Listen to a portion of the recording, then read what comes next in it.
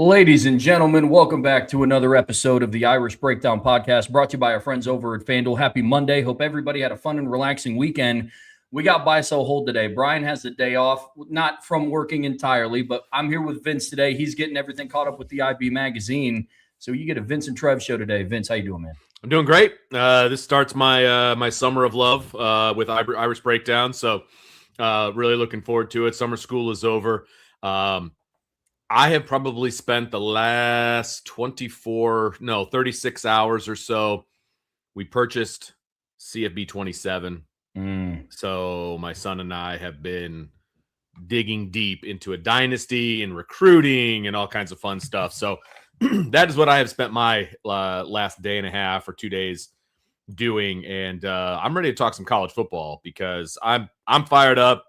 You know, Coach Dylan Vincent is taking the Purdue Boilermakers to the next level. And it's a fun time. We're having a good time. It's trying to bond with the kid before he takes off for college again, obviously. And then, I don't see him for 8 months. So, but no, we're having a good time over here. I'm excited about Irish Breakdown. I'm going to be on a bunch over the next few weeks. So really looking forward to it. Give you guys a chance to work on the magazine, which is exciting because it's like 100+ page magazine. You guys are just knocking it out as we go. And man, I'm excited. I'm excited about everything Irish Breakdown. So let's roll, baby. The only thing I got out of that entire introduction is that you're doing the Purdue Boilermakers as your dynasty team. I always stick with Notre Dame, Vince. What are we doing? Well, because I like a challenge. Like Notre Dame already has, all of this up here. And with the new game, there's NIL involved. And so your NIL is based on how good of a program you are, but also the conference that you're in. And so we decided to take a low-level Big Ten team and work them up. And at least we had a little bit of NIL to start with. You know what I mean? Okay. So we have conference prestige. So, yeah. Well, fair enough. Well, like you said, you want to talk some college ball. I'm right there with you. It's a busy week for us, too. We got baby shower on Saturday. Upcoming. So, yeah. You want a couple shower? You in? You're in this one? Okay. Yeah. We're there. Boy. It's in Cincinnati where her family is. So that's true. It's not too bad from where you're at, though. It's just a jaunt to the right. Okay. No, yeah, it's not too bad. Not too bad. But before we get to all that fun stuff, folks, we do have a buy, sell, hold today. It's something that we like to do and get back to our premium message board subscribers. So see it scrolling down there at the bottom of the screen, boards@irishbreakdown.com. Basically what you guys do, our premium message board subscribers will submit, a scenario, a topic, and after some discussion, we decide whether we buy it, we sell it, or we hold it. We try to avoid those, but sometimes we just don't have all the pieces we need to give a good answer. Now, unlike a Friday free-for-all mailbag, this isn't like if you just throw it in the chat, we'll be able to get to it because we already have 39 cards in from our premium message board subscribers. But if you are a premium message board subscriber, you didn't get yours in on time, you can always throw in a super chat. We'll answer those buy, sell, holds. And if you're not a premium message board subscriber, save your money. Don't give some of it to YouTube. Hop on over to boards@irishbreakdown.com. Sign up for the premium message boards at boards@irishbreakdown.com. You can submit as many questions as your happy little heart desires. So, Vince, I'm ready to dive into this thing, man. What about you? I haven't been on a buy, sell, hold in a really long time, so I'm really looking forward to it. It's like an organized mailbag is what it is. That's why I look at it in my head. So I'm fired up. I'm ready to see what the people have to say. Love it. Our guy Salty gets us kicked off. He got the thread going this weekend. So getting us started here first is Salty Virginia Peanuts. All right, considering what we know about them now, the position group on offense that will do the most to determine offensive success is the wide receiver room. The other groups will be elite and without much variation from that level. As the wide receiver group's health and performance goes, so goes its potency. This is actually a sell for me. I think the position group that will determine offensive success the most is the offensive line. When you factor in everything that's on the table for Joe Rudolph this year, and Mike Brown is also entering a year where it's kind of like prove it mode. Hey, are you just who you are in South Bend, and that's that of a good wide receiver coach? Or are you going to elevate to the level of being elite? For Joe Rudolph, it's like, all right, you now under this entire room is yours, essentially. I think with the exception of Ashton Craig, everybody has been recruited and basically played for Joe Rudolph. With the departures of Jeremiah Love and Jadarian Price are going to be relied upon significantly in the run game. And then when you think about all the pressure that's going to be on CJ Carr this season, they're going to have to keep his jersey clean.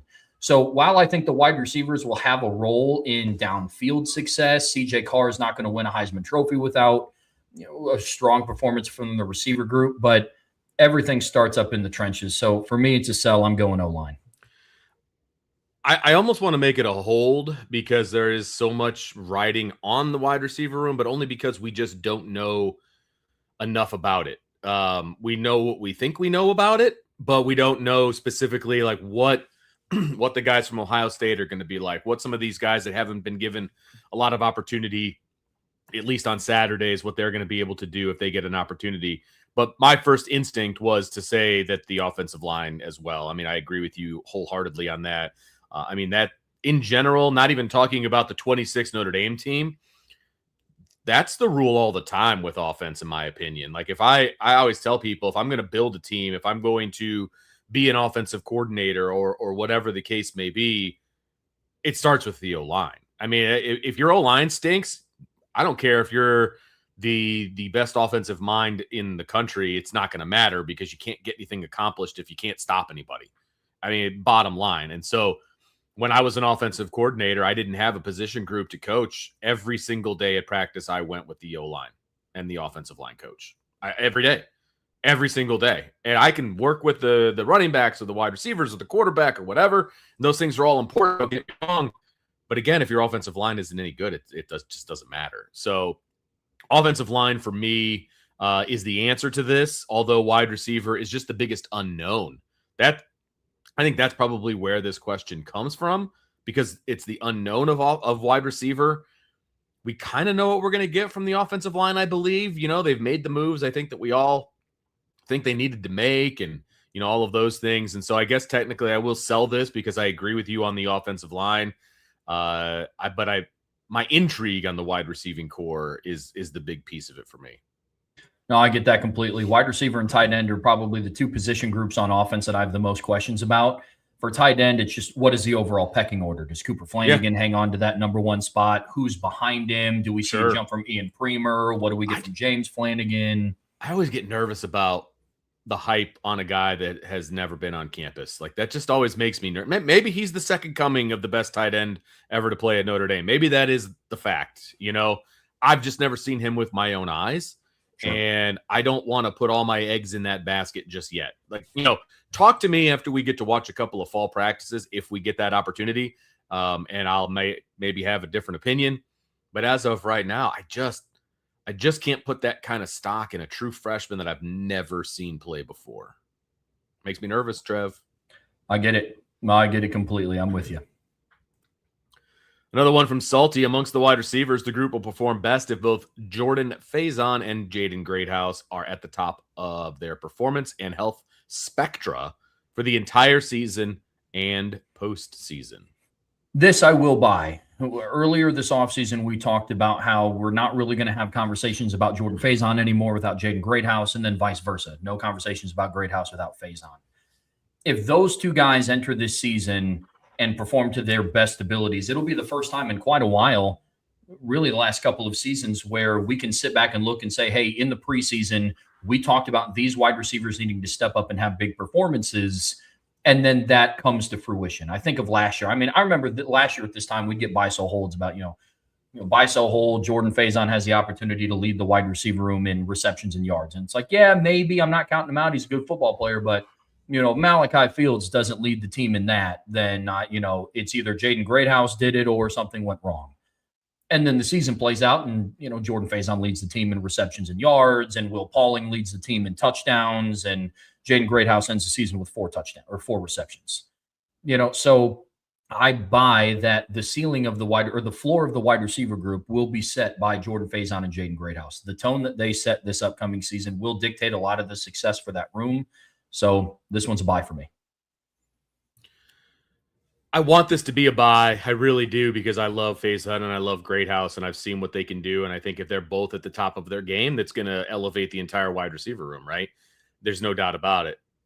The thing that gives me pause is there's also a lot of talent in that wide receiver room. You know what I mean? And it's not the end of the world if one of these guys doesn't perform to expectation or to their potential, because I think there's guys that can step in and take that place. but my heart tells me that I want to buy this because I want those two to be the leaders of that group, regardless. Especially since, again, the wide receivers are guys that haven't performed on Saturday, are coming in for the first time in Notre Dame, and also haven't performed on a Saturday. And, these two have, and they've done it at a high level. And so you want them to lead by example. And I think they're the perfect combination of guys to lead by example. So my heart tells me to buy this, and that's what I'm going to do. They require the least amount of projection. Yeah. And if CJ Carr is going to go out and do something like win the Heisman, like FanDuel has him favored to do, he's going to need Faison and Greathouse to be those guys. Whereas I need a little bit more projection with Mylan Graham and Quincy Porter and Cam Williams and Micah Gilbert and Logan Saldate and Elijah Burris. And now, to your point, though, the margin for error with this unit is exceptional. That's something that we talked about early after the season was over. So I'm with you. I'm hoping it's these two. And if it is, I think the season's going to go pretty favorably. All right. From Irish English, without context of the opposing offense or your defensive personnel, buy one, hold one, sell one, cover 2, cover 3. Oh, gosh. I got to know who listen. How can you even answer this if you don't know your personnel? Like, you have to know your personnel. I mean, ideally, look, I want to go cover 1 all day. I want to just line up across from you, beat your face in, and force you to, make plays. Like, that's what I want to do. You and I both know that's not always possible, right? And it's also not only possible because of your personnel, but, if you're going up against a Jeremiah Smith or something like that, you got to vary it up. You got to mix it up. You can't always, do the same thing all the time. So, oh, man. So for me personally, didn't mean to step on your toes on this one. I'm buying cover 1. I think you can do a lot with cover 2. So I'll hold cover 2. I'll sell cover 3. Cover 3 to me is just, I know it doesn't have to be, but the basis of it for me is a very passive defense, and I don't like being passive. But then you can combo all this stuff. I mean, there's so many different things you can do, but on the face of it, I'll go in this order: 1, 2, 3. Yeah, without context makes this tough, Irish English, because, without context, what's your favorite offensive play? Well, one of mine is 4 verts. I'm not going to run that if I'm on the 2-yard line. So it's like without context makes that pretty difficult, But I'll say this, especially without defensive personnel, but I'm with you. I would buy, hold, and sell it in that order. But also with cover 2, I have more questions. Am I running cover 2 man? Right. It's just like cover 2, like Tampa 2. Like, what am I exactly? Like, what type of coverage is this? But I'll buy cover 1. I'll hold cover 2. I'll sell cover 3. I'm with you. There are ways to have an aggressive cover 3. Of course. But with Notre Dame specifically, we have not seen that yet. Hoping to get proven wrong with that this upcoming season. But as of today, without any sort of context, I would buy, hold, and sell it in that order. But that's an interesting question. Yeah, and I mean, with Notre Dame's personnel, okay, so let's spin it to Notre Dame. I mean, if you've got Notre Dame's personnel, I'm buying all 3 of these, and I'm comboing all of them. You know what I mean? Like, I would be predominant one or the other, sure, but I'm doing all of these, and you're never going to know what I'm going to throw at you is what's going to happen, right? I'm going to blitz you from all angles. I'm going to go half the field man, half the field zone. I'm going to cloud some stuff. I mean, just I'm going to be all over the place because I think the personnel that Notre Dame has is so legit. I mean, they got the best defensive backfield, I guess, arguably in the country.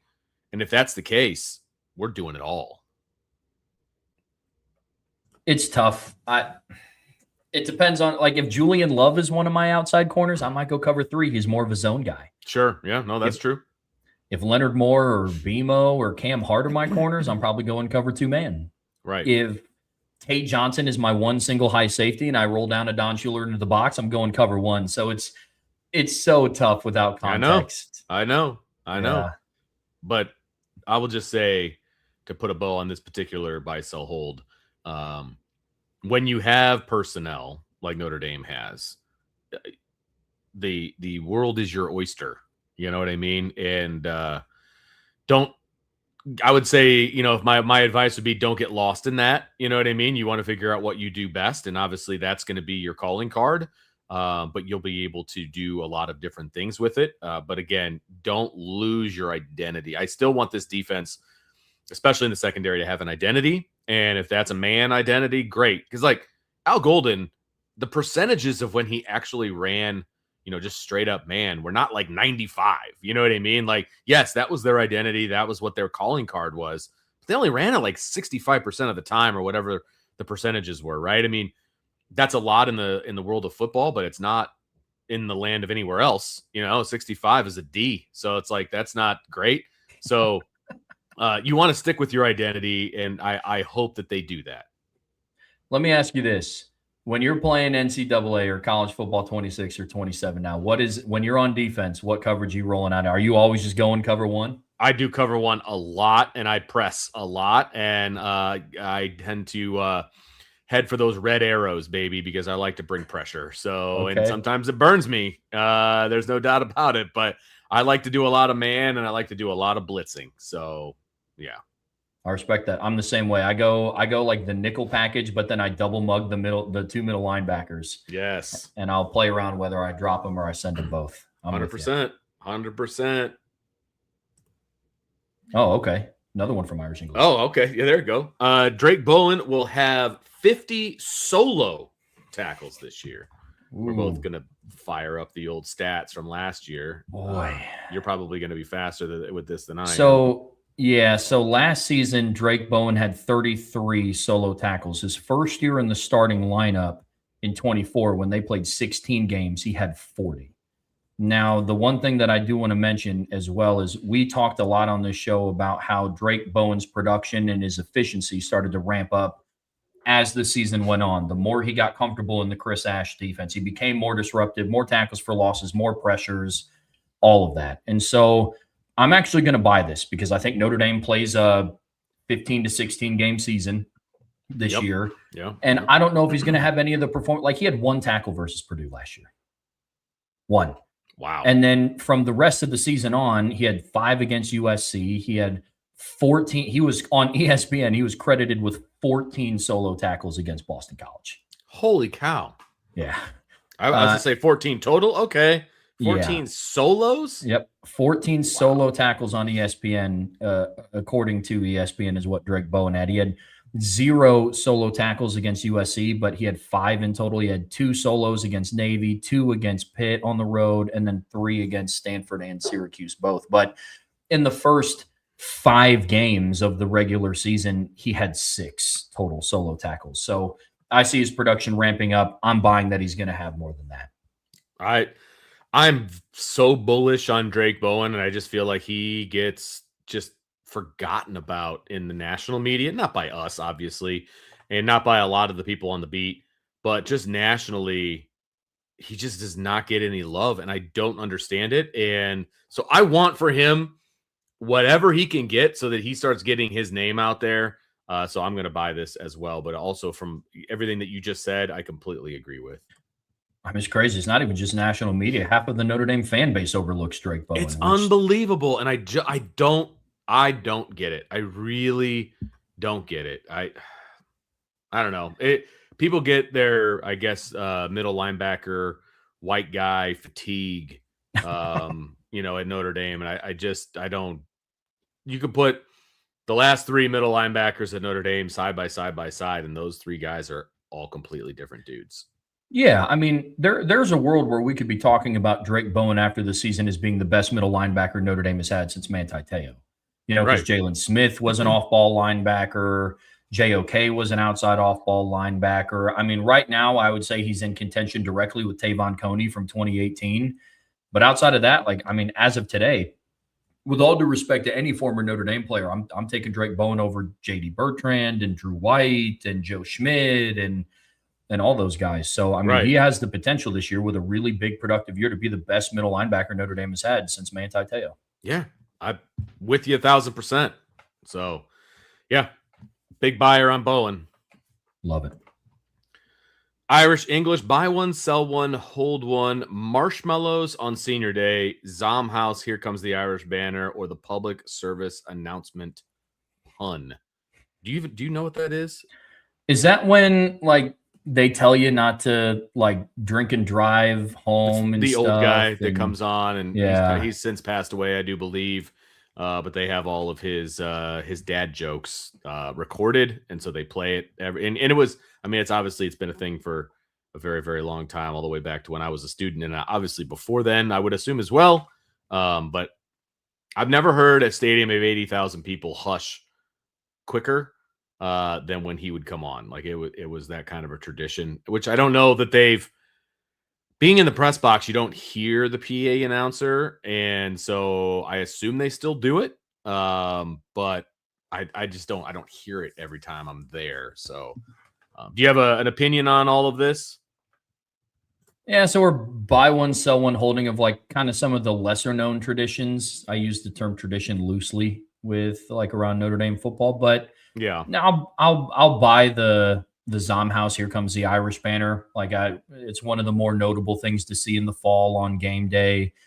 I'll hold the marshmallows on senior day just because that's just a one time, once a year thing. And then honestly, I'm going to sell the public service announcement pun. Not that I don't appreciate them or don't like them. I think it's because my mind is so focused on other things that just kind of yeah, misses me a little bit. So I'd buy the Here Comes the Irish banner, hold the marshmallows, and then sell the public service announcement.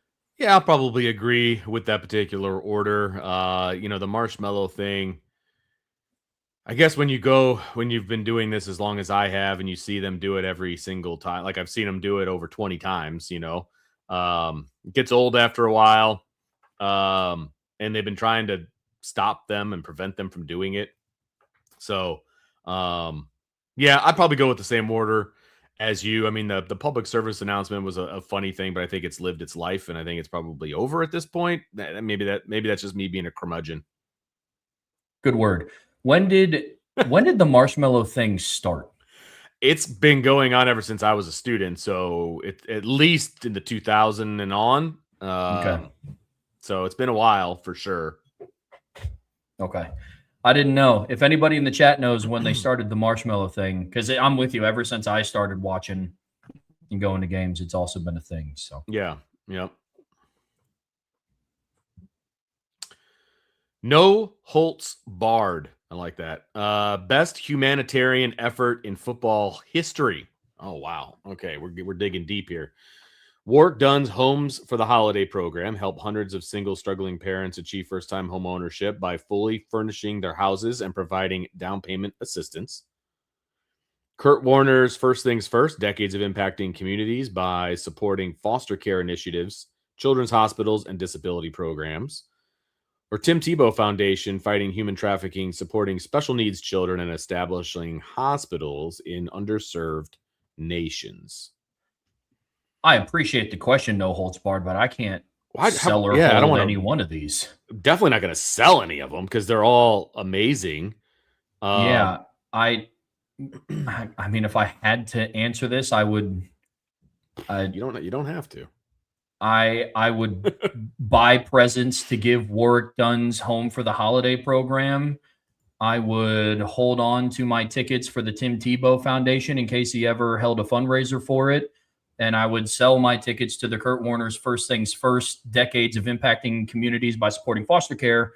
So one of my best friends just got approved to be a foster parent, and I would sell my tickets for him to go to that event. So that's kind of my loophole way of answering nice. buy one, sell one, hold one. But you can't sell or hold any one of these. I am a big fan of the Tim Tebow Foundation. Sean Stiers, his daughter, he works with IB, obviously. She participates. They have like a prom / dance every single year in the area. That's awesome. And she attends that, which I think is awesome. And I mean, all three of these are amazing. I just wanted to highlight that because we have a personal touch on that. I would also throw in, Peyton Manning's Children's Hospital is in Indianapolis. I mean, he owns an entire hospital or, donated money for an entire hospital. And I know that, again, Sean has had a lot of interaction with them, and he loves Peyton Manning Children's Hospital. So, that would be a big one that I would push as well. Another one from No Holtz Barred. Randy Moss scored a touchdown in every single college game that he played. That's unbelievable. That is something outside of maybe quarterback that we will never see again over a minimum of 2 seasons played. Most unlikely record to be broken. So here's your buy, sell, hold. Rashawn Woods, 7 receiving touchdowns in a game. Case Keenum, 19,217 career passing yards. Or Timmy Chang's 80 career interceptions thrown. I could give Timmy Chang a run for his money.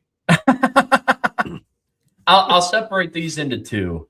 I'll say this for the first part of the submission. I'm selling that it's something we'll never see again. I can't tell you who's going to break the record. I'm not going to tell you who it's going to be or what team or what conference or anything, but odds are there's going to be a college player that comes on before the sport dies. I don't know if it'll be before I die, but there will be somebody that comes along that scores a touchdown in every single college game that he played in. That is insane because that doesn't say started. That's just if he stepped on the field during a game, he scored a touchdown. That is exceptional. But I'm going to sell that it'll never be broken because I think that like there are some records that I think that can be. That's one of them that I think could be, but it'll be very difficult. And then I guess for buy one, sell one, hold one, the most unlikely record to be broken, I'll buy the 80 career interceptions. When did Timmy Chang do that? Because some of it is like back in the day. That's a lot of passes thrown that did not get completed to your team. Yeah, he threw a total of 80 interceptions from 2000 to 2004. I mean, so he's throwing 20 picks a year. 20 a year. That's still a lot. I mean, I'm probably buying that one. I mean, I'd probably sell the Case Keenum one, 19,217. I mean, if somebody, gosh, that's still a lot. And how many quarterbacks are going to be around long enough to? Yeah, I mean, if somebody started all 4 years, they would have to throw for 4,800 a year. That's a lot. I mean, that's tough. And then 7 receiving touchdowns in a game. First of all, that's 49 points. I mean, holy smokes. I don't know. I could see some wide receiver at like a Western Kentucky like breaking that. Like who saw Kalen Ballage at Arizona State scoring like 8 touchdowns in a game back in like 2016? I didn't. And it was just in a random game against Texas Tech. Right. You know, so I think so most unlikely to be broken. I'll sell Rashawn Woods 7 receiving touchdowns in a game. I could see somebody doing that at like the MAC level where we just see some random crazy performance. I'm probably going to buy the Case Keenum one. That 4,800 passing yards a year is nasty work. And then I'll hold the Timmy Chang 80 career interceptions because, I mean, you never know. There could be a quarterback that plays for 5 years and starts all 5 years across different schools or something that has 80 career picks. So that's probably the order. I like it. I can't really argue with you on that one. I mean, you could kind of throw all 3 of these in a bag and pull them out and make it a case for all 3 of them, I would imagine. But I think the passing yards one is interesting because you would probably have to be at a lower level, to achieve something like that. But no quarterback that puts up, let's say, 10,000 yards in their freshman and sophomore year is going to stay at that school. Like they're gonna move up nowadays, and with them moving up, those numbers are gonna go down. You know what I'm saying? So like, if somebody was at a Marshall for 4 straight years, and I just pulled that Nick because we had the Randy Mosses on there, a lower level Power 6 team, a Hawaii, something like that. If you're there for 4 years, could that get broken? Sure, but they won't be there for 4 years. Like they just won't be. With NIL and the transfer portal and all of those different things. So I agree with you. I think that one's going to be the hardest one of all of these to break. Even if they played for 5 seasons, they would have to pass for 3,843 yards for 5 for 5. Years. That does make a difference. That does make a difference. Yeah. But we'll see. From Black Irish, our buddy Chris, buy, sell, hold. Notre Dame's use of 23 personnel will be highly successful this season in the red zone. I buy that if they go to 23 personnel, it'll be highly successful. I don't know how much they will. I see a lot of 13. I could definitely see a lot of 13 personnel with the makeup of their tight end room. I think for sure both Flanagans. And it wouldn't shock me if the third tight end was Ty Washington or an Ian Premer or a Jack Larson. If you want a passing threat in the red zone, roll out, little spider 2 wide banana action, whatever John Gruden likes to call it. I could see something like that. 23 personnel would be tough because if you're in the red zone, I would assume that you would picture that being lined up in somewhat of an I formation, like a typical goal line if you're goal line formation if you're playing like CFB 26, but like who'd the fullback be? I guess Kedron. They did that in 2022 with Audric. They would line Logan Diggs up 7 yards deep and then put Audric Estime in at the fullback. So could we see it? Maybe, but I will say this, Chris, if they use 23 personnel, it will be successful. I just don't know how much we're going to see. I am selling this all day because if they didn't go with any kind of 2 running back looks last year when they had 2 first-round running backs, they're not going to do it anytime in the future. So we've all been excited because I think Denbrock does this on purpose. But he'll go with like a 2 running back look at a practice that we're all at, and then we don't see it the rest of the year. And then because it gets everybody to, we saw 20 personnel, we saw 21 personnel. Oh, it's gonna happen, and it never does. I have been bamboozled too many times to believe that they will ever go with 2 running backs, and so I'm out on it. This is a sell for me. But I agree with Trev in that if they ever did do that, they would be successful, but it will never happen. Now, hear me out. One thing that they could do is instead of bringing in a second running back, they go like 13 personnel.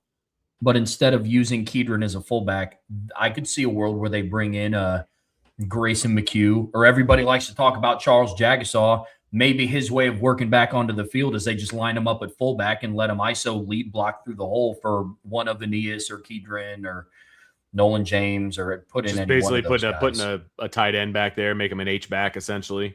Yeah, and then you still have a wide receiver split out. Yep, or do what they did with Joe Alt in 2021 and put the number 45 jersey on him and let him be like a tight end. Yeah, in some sort of a jumbo package. I could see that. I love the jumbo package personally. I love 23 personnel if you have the guys to do it. Just we're gonna punch you in the mouth. Here we come. Like I'm all for it. But I seem to remember, Mike Denbrock doing an interview or something where they asked him if he's ever going to go under center, and he's like, nope. Like he basically was like, nah, I'm not doing it. And I could be mistaken on that, but could you go with 3 tight ends and have like split backs, around? Yeah, you could. I mean, there's things you can do. Mike Denbrock's a smart guy. I just don't know that he wants to take wide receivers off the field. That's very true. MBDT might be onto something. Tion Gray's big man touchdown this year.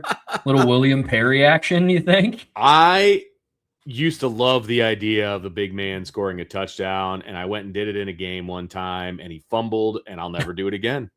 I'll never do it again. It's like, shame on me for trying it. Everybody got excited, and he fumbled it on the goal line, and I'm out. I'm out. Hey, man, that's a good coach right there, though. A lesser coach wouldn't have taken responsibility for it and talked about how it's difficult to recruit at the level that you were at. So you're good, dude. I appreciate that. Oh, it was 100% me. I love drawing up the jumbo package, man. I love it. And then they fumble. It was worth the effort. It was. D-Troll Hunter, the World Cup is your second favorite global event behind the Summer Olympics and ahead of the Winter Olympics and World Baseball Cup. He said, but it's World Baseball Classic, Little League World Series, etc. The 1 minute down a man rule in FIFA for the World Cup would be a fair injury rule in college football to address fake injuries. I think that was 2 different questions, wasn't it? Yeah. I thought he was just like leading up to a question. No, with that dude, top part. Okay. You're good. You're just excited to answer him, dude. I'm excited. I'm fired up. Because he was like telling me that it's my second favorite global event. So, we're supposed to buy, sell, or hold the summer. Explain this one to me because I don't get it. You're good. So the World Cup is your second favorite global event behind the Summer Olympics and the Winter Olympics. Do we buy, sell, or hold the premise that the World Cup is our second favorite global event? I see. Okay, got it. Well, for me, it is not my second favorite global event. I'm enjoying it right now. I'm watching it right now. It's fun to watch with my sons, but it is not my favorite. My favorite by far is the Olympics. Either one, doesn't matter, winter or summer. Probably, well, I don't know. I get into both. So the Olympics are even with me for number one, and I'm a baseball guy at heart, and so the World Baseball Classic would come in next for me. I used to watch the Little League World Series more often than I do now. I haven't watched it in the last few years, so I guess the World Cup would be slotted in at a distant third. Um, but it's the only thing on right now. It's the middle of summer. Like it's Cubs games and the World Cup. Like that's literally all there is. And right now it's the All-Star break, so it's not much to watch there either. So yeah, I mean I love the World Cup. It's fun, it's exciting, but it's not my favorite. Yeah, that's a sell for me too. I've never been a big soccer guy. The Summer Olympics I love. I like the Winter Olympics. I've said this before. Like some of the events just feel made up. Like It's it's true. yeah. Like you can argue it's like, well, everything's made up. Sure. But I don't know. Like I watched an Olympic event where it's like they're like skiing up a hill and then they take off their skis and then they run up a staircase and then they put the skis back on. And it was I was like, this is made up. Like this is like an idea that I would come up with my friends if we were Yeah. messing around and doing it. Yep. But it is what I love the Summer Olympics. Do we count the Ryder Cup as a global event? Probably not. Ooh, But it's a good one. if we do, that's also up there with me as well. It's a good one. The World Cup lost a little bit to me when I was watching the Norway match on Saturday, and the fact that both teams pulled their best players That made no sense to me whatsoever. in extra time, I was like, you wouldn't see that in any other sport. Right. Like that. And even the announcers were like, "What are they doing?" Like That's they even crazy to me. Yeah, it made no Like sense to me. that'd be like if in Game 7 of the Pacers OKC finals last year, they pulled. If let's assume Tyrese was healthy, that'd be like if the Pacers pulled Tyrese Halliburton and OKC pulled SGA because they were tired. Well, Like and that's a crazy concept to me. the difference is once you get subbed out, you can't go back in. Yeah, It's not like, oh, we're gonna give them a breather. yeah, That's it. You're out. You don't Like- get to go back in. Make yourself comfortable on the bench. right. In a quarterfinals where it's like win or go home, like you Yeah. pull your two bet. I thought that was really strange. Yeah, it was So very I'm selling odd. the World Cup. That's Selling fair. it. That's fair. All right. So the next one now, the 1 minute down a man rule in FIFA for the World Cup would be a fair injury rule in college football to address fake injuries. Sell because I think you're more of at a disadvantage on a football field being one man down than a soccer field. Now, listen, I guess the pitch, excuse me. But that being said, I also don't know the rules of soccer like that. So I can't really give too much of an input here. I just know from a football standpoint, you would be at a pretty big disadvantage if you were playing one man down. I think the best way to address the fake injury rule is penalize a team with the fake injury 15 yards. Yeah, I agree. You can't really play man down in football. That's not really a thing. It's a little easier to do in soccer and in hockey, and it's basically like a power play, essentially in soccer. And so I saw it for the first time the other day, and I mean they're trying to speed the game along a little bit. And if you're going to be down, you're going to be whining like you just got sniped from 300 yards. Like get off the field and stay off for a minute. Like we're going to keep going here. So I don't have a problem with it in soccer. I think it's actually pretty smart in soccer. The one game where I saw it actually take place, the other team did not take advantage in any way. It had no shots on goal whatsoever. So that was interesting. But no, I agree with you. It's a 15-yard penalty for me in football. And the other piece of it is like I've always wondered, like, how do you decide if it's a fake injury? Like who is the determining factor as to if somebody is really injured or fake injured? You know what I mean? Like, oh, I'm sorry, you came back on a little too quickly. That must have been a fake injury. Or are they just playing through some of the pain? Like, I get it. Sometimes it's super obvious. Like we've seen the ones where all of a sudden the guy is walking and then almost he just lays down. Like, okay, obviously that's fake. But if it's like in the mix of a play, like I don't know how you make that determination. Yeah, that's what would make it tough. And like you start really getting into the weeds about it. You got like non-contact injuries where it's like I don't think anything happened to him, and then it comes out that he tore his ACL. But that's after they go into the blue medical tent and they do the Right. evaluation. It's like, can you address a 15-yard penalty in the moment? And then the other piece of it too, I think it's a 15-yard penalty, and whoever fakes the injury has to be out the rest of the drive. Like it can't be something to where like you fake an injury, you come out of play, and then you're just back on the field like nothing happened. I think you have to sit out the Right. rest of the drive to get medically examined. Right. So Right. Yep. I agree with that. I agree with that. But yeah, I'm selling that. D-Troll Hunter, here we go. Jeff Brom's ceiling as a head coach is being a consistent disruptor, but never a contender if he stays at Louisville. I buy that to a degree. I don't know if Jeff Brom's ability to be a contender at Louisville is because of him, or if it's just Louisville as a program won't support him enough to become a national title contender. I think he can absolutely be an ACC contender in football. I mean, I watched Duke and Virginia play for the ACC title less than a year ago, That's but fair. I buy that he can be a constant disruptor, and he would have a shot at making the college football playoffs if they can just avoid just the ridiculous losses. I mean, in one light, Louisville will go out and they'll upset Notre Dame in 2023, at home, where it is a Yep. convincing win. And Yep. then, like, I think a couple weeks later, they lost to a really bad Pitt team. Yeah, the next week, the next game they played, they lost to a really bad Pitt team that Notre Dame decimated, like 56-7. They lost to Pitt 38-21. The week before that, they beat a top 10 ranked Notre Dame team.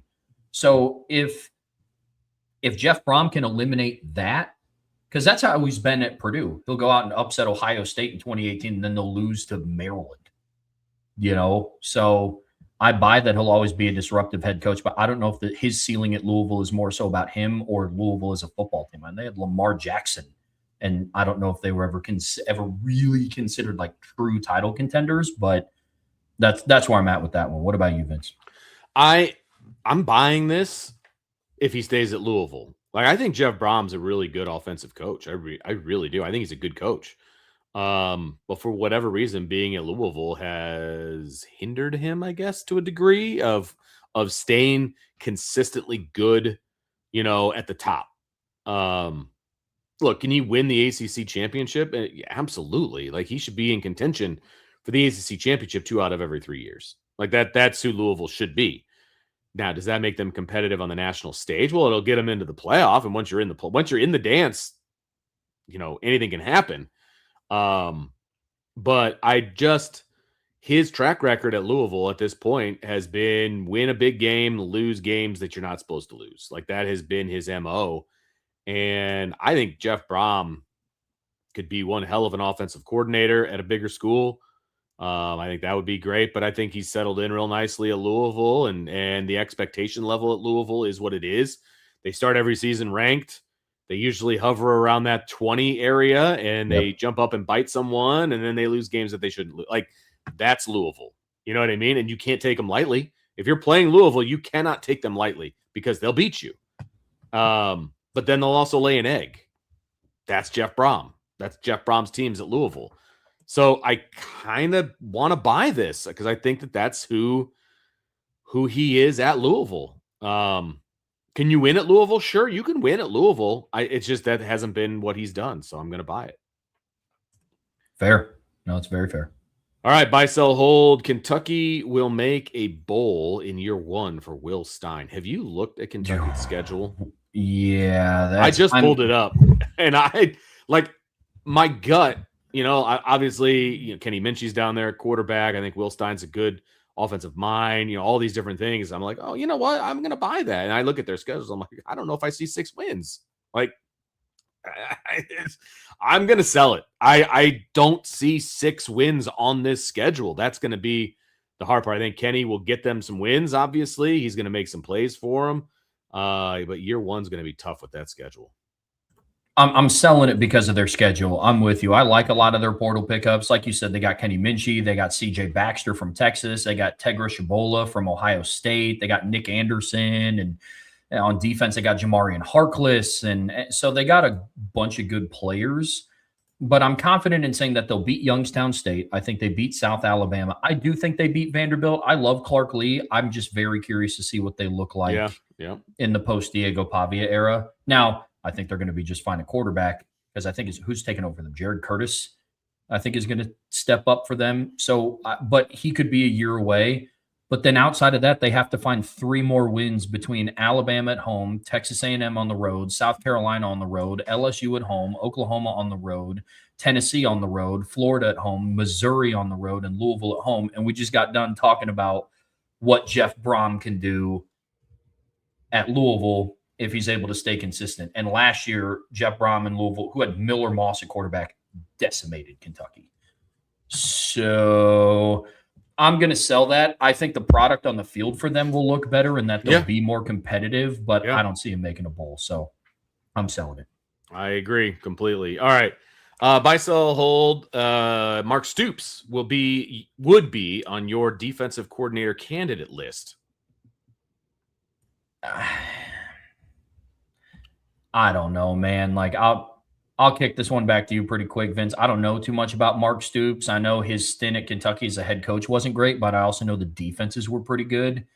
That when he was the head coach at Kentucky, would I give him a call? Maybe, but I don't know if he's a fit at Notre Dame. I just don't know his career or how he was viewed like that. I think there'd be a couple more people I would call before I get to Mark Stoops probably. So I guess I would sell that. But as far as just an overall candidates list, yeah, I might call and talk to him. He'd be on my list. That doesn't mean I'm giving him the job. I'm not saying he's at the top of the list. But I'd want to get to know him. I'd want to see where his mind is as far as what he wants to do defensively and all of those different things. And I'm sure Brian could give a much more polished answer as far as like scheme and things like that for Mark Stoops that I don't have. But he's a name. He's been a head coach. And the thing is, if I'm at Notre Dame, I assume we're talking about, defensive coordinator at Notre Dame. If I'm at Notre Dame, I'm going to be looking at coordinators who have head coaching experience or very, very high level coordinating experience. Like this isn't a learn on the job kind of a place. Even though Marcus Freeman got it as his first head coaching job, but where he has built this to be, I want guys that are going to be able to come in and hit the ground running. I'm not giving a guy a chance, a break. I want a guy with experience. I want a guy who I've seen it be done by him. So he'd be on the list. He's somebody I would talk to. I mean, he's a head coach in the SEC. That means something. I realize he wasn't overly successful, but he also comes from a very well-known football family as well. That has to be taken into account. We got the buy, sell, hold here on the Irish Breakdown podcast brought to you by our friends over at FanDuel. We have D Troll Hunter getting us kicked off here in this next part. Texas takes a bigger step back on defense than Arch Manning takes forward on offense. I'm going to have to lean on you on this one. I'll just say this because you're going to have a much more detailed answer than I'm going to have. Arch Manning needs to take a pretty big step up offensively for them to be as good as everybody is predicting them to be.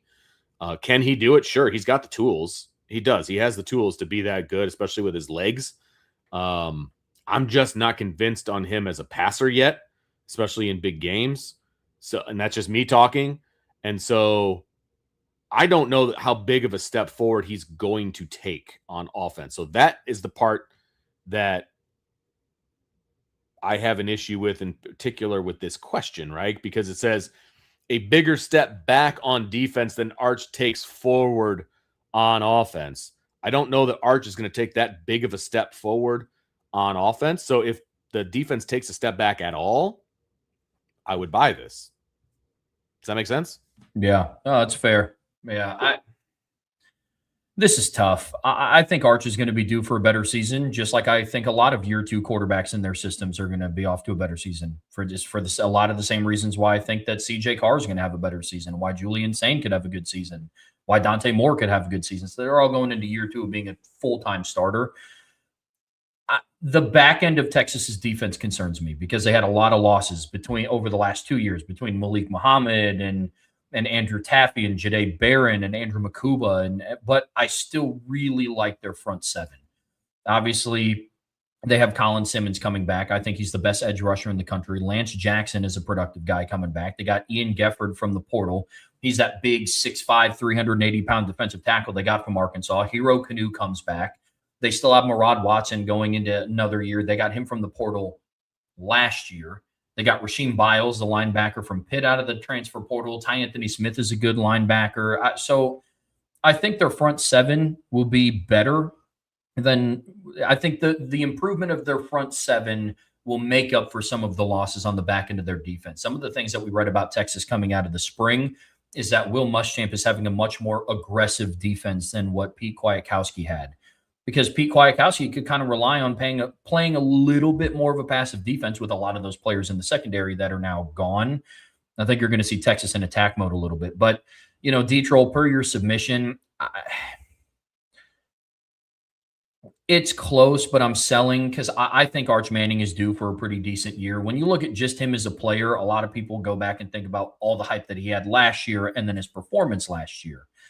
But they went out and got Relief Brown and Hollywood Smothers in the portal at running back. Getting Cam Coleman is huge. Emmett Mosley comes back. Ryan Wingo comes back. Dalen McCutcheon's going into his sophomore season. So I think Texas is going to be one of the three teams in championship contention. So that's where I'm at with this one. So I'm going to sell it. I think Texas's defense is still going to be pretty good, but more so I'm selling this because I think Arch is due for a pretty decent season. All right. Next one from D-Troll Hunter. Steve Sarkisian's supposed reasoning for firing the last defensive coordinator. It's been stated that, quote, Sark hired Will Muschamp because he didn't feel he was able to focus enough on offensive game planning during the week and wanted to bring in someone who would be a head coach on that side of the ball, unquote. Are you buying it or are you selling it? I'm selling it. Steve Sark, Sark can't fire himself. You know what I mean? Like that Pete Kwiatkowski was a scapegoat last year. That's the reason why they got fired. I mean, Texas, when you go back and look at some of their losses from last season, their 3 regular season losses, they didn't lose to Ohio State because of their defense. They allowed 14 points. They only scored 21 points against Florida, and they only scored 10 points against Georgia. Like they didn't lose because of their defense. So I'm selling the supposed reason that he couldn't focus on offense too much. That's why the offense was bad, because he was focused on defense. I'm selling that. It's a great thought. It's a thought that I subscribe to. Like if I'm hiring a coordinator, I want them to be the head coach of that side of the ball. Like that all makes sense. I'm selling it for this particular situation for exactly the reason that you just said. Like it's a giant excuse. It is a media answer. It's a word salad answer. It's not, hey, don't look at me. It's not my fault, kind of an answer. So I completely sell it here. I buy it as a thought of how you put your staff together, but I sell it in this particular case. Yep. Agreed completely. Buy, sell, hold. Anyone saying Bama has a better secondary than Notre Dame?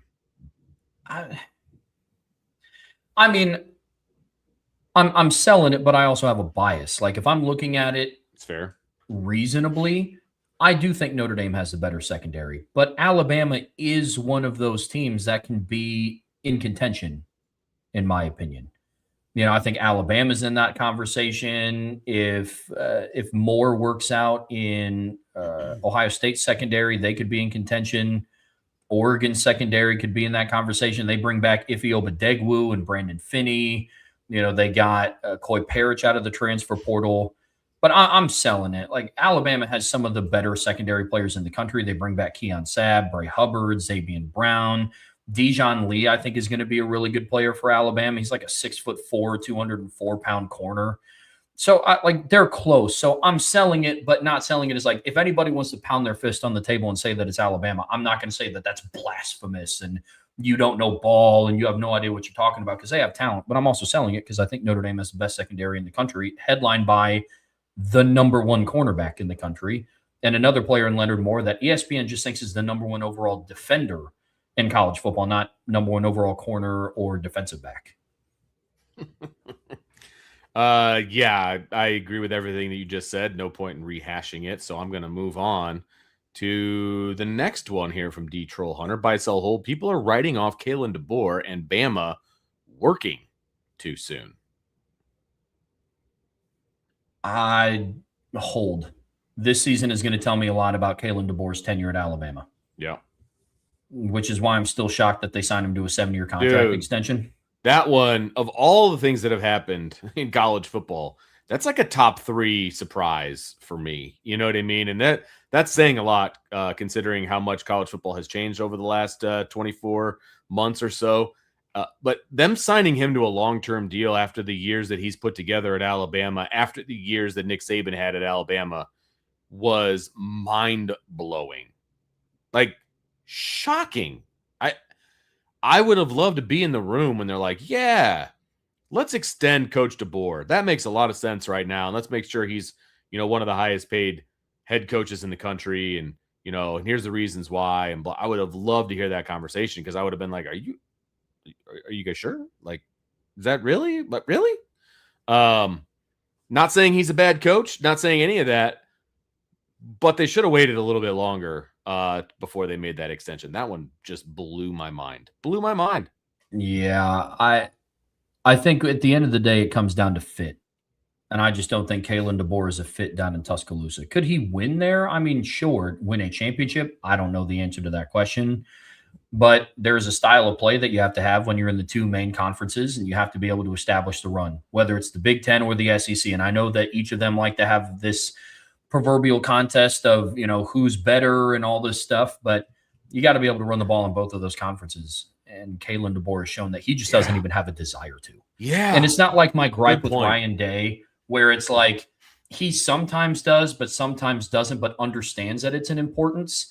I just don't think Kalen DeBoer cares to run the football. I don't.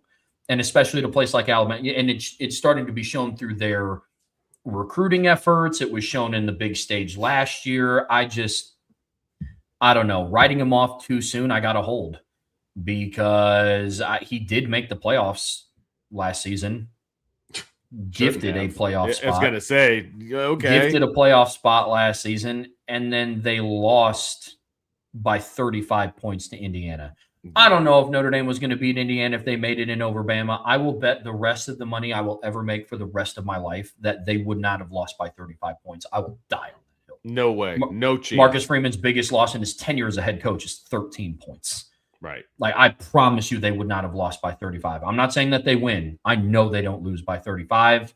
But I say all that to say I'm holding if people are writing off Kalen DeBoer too soon. 26 will tell us a lot. Yes, it will. I agree completely. This is the year, because I mean, there were people that were saying that Kalen DeBoer was on a hot seat, and that this year was going to determine whether he was going to continue at Alabama. Mm-hmm. And all of a sudden, he's got this huge contract extension. And I don't care what openings there were last year or who was interested in him. That could have been a gift to you people down there in Alabama. That could have been a gift. And someone in the chat said, who else do you get if he leaves?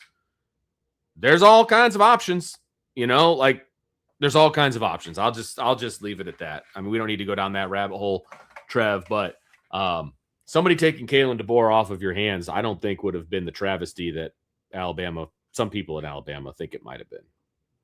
Agreed. Another one from D-Troll Hunter. Georgia needs to reevaluate how it is operating as a whole before they slip down a tier in college football. Georgia Tech has a chance to be the next. This is the same. This is a different one. So we'll just stick with this one. Georgia needs to reevaluate how it is operating as a whole before they slip down a tier in college football. Yeah, I buy that. And here's the thing. They need to – Kirby Smart has proven that he is the dominant force and the team to beat within that conference. They either play for or win the SEC what feels like every single year. He's got that down. They're in the conversation every year, yeah. Georgia looks like a significantly different team when they go out of conference. Mm-hmm. They do. And they need to evaluate how they can be a better overall program, not just how to keep racking up wins in the win column. So, yeah, I buy that. I absolutely buy that. Yeah, I believe that as well. I mean, obviously we can talk about the off-field stuff, and eventually I feel like that's going to bite you in the butt at some point. And it obviously doesn't do them any good from a PR standpoint, but I don't think they care. about that a whole lot. At least they haven't proven that they care about that a whole lot. But yeah, they are going to compete for a championship in arguably the best, league in the country. And as long as they do that, they're in the conversation for a national championship every year. Like, that's the thing. It's like, have they slipped a little bit since they won their titles? Sure.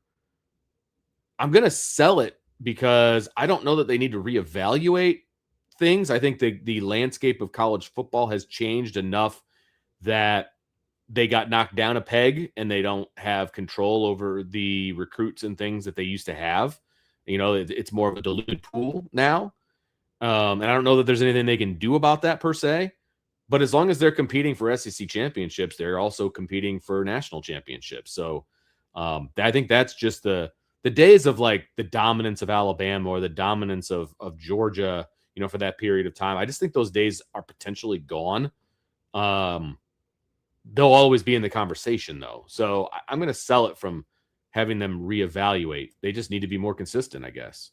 Yeah, no, that's fair. I think Kirby is entering, I don't want to say a pivotal year because, like, I don't think if they don't win the Natty, he's on the hot seat. But yeah, it is weird to think in the world of the 12-team college football playoff, Kurt Cignetti, Ryan Day, Marcus Freeman, Dan Lanning, Steve Sarkisian, James Franklin, yep, Mario Cristobal, technically Pete Golding, all have more wins than Kirby Smart in the 12-team college football playoff era, because right now Georgia and Kirby Smart are batting over in the 12-team. I think that's crazy to me. It is. I completely agree with that as well. Buy, sell, hold. Georgia Tech has a chance to be the next ACC power, replacing Clemson as that second annual playoff contender. Sell. They have to prove to me they can make the playoff once before I can consider them as an annual playoff contender. I mean, look, I think SMU is closer. You could argue that Louisville is closer. I think Miami, Georgia Tech had, obviously Miami, 100%. And Insured by Big brought up a big point. Virginia Tech could be in that conversation with James Franklin. I just listened to your guys' conversation when you were talking about first-year head coaches, while I was in the shower this afternoon. And I was like, you guys make some really good points about James Franklin. Like, I think he might have hit his sweet spot as far as head coaching. Like, look, he did good things at Penn State, obviously. Obviously, they were a perennial 10-win team. I mean, they were top 5 preseason, all of those things, right? And everything just kind of came to a head at once and got canned and whatever. But pretty soft landing spot over there in Virginia Tech.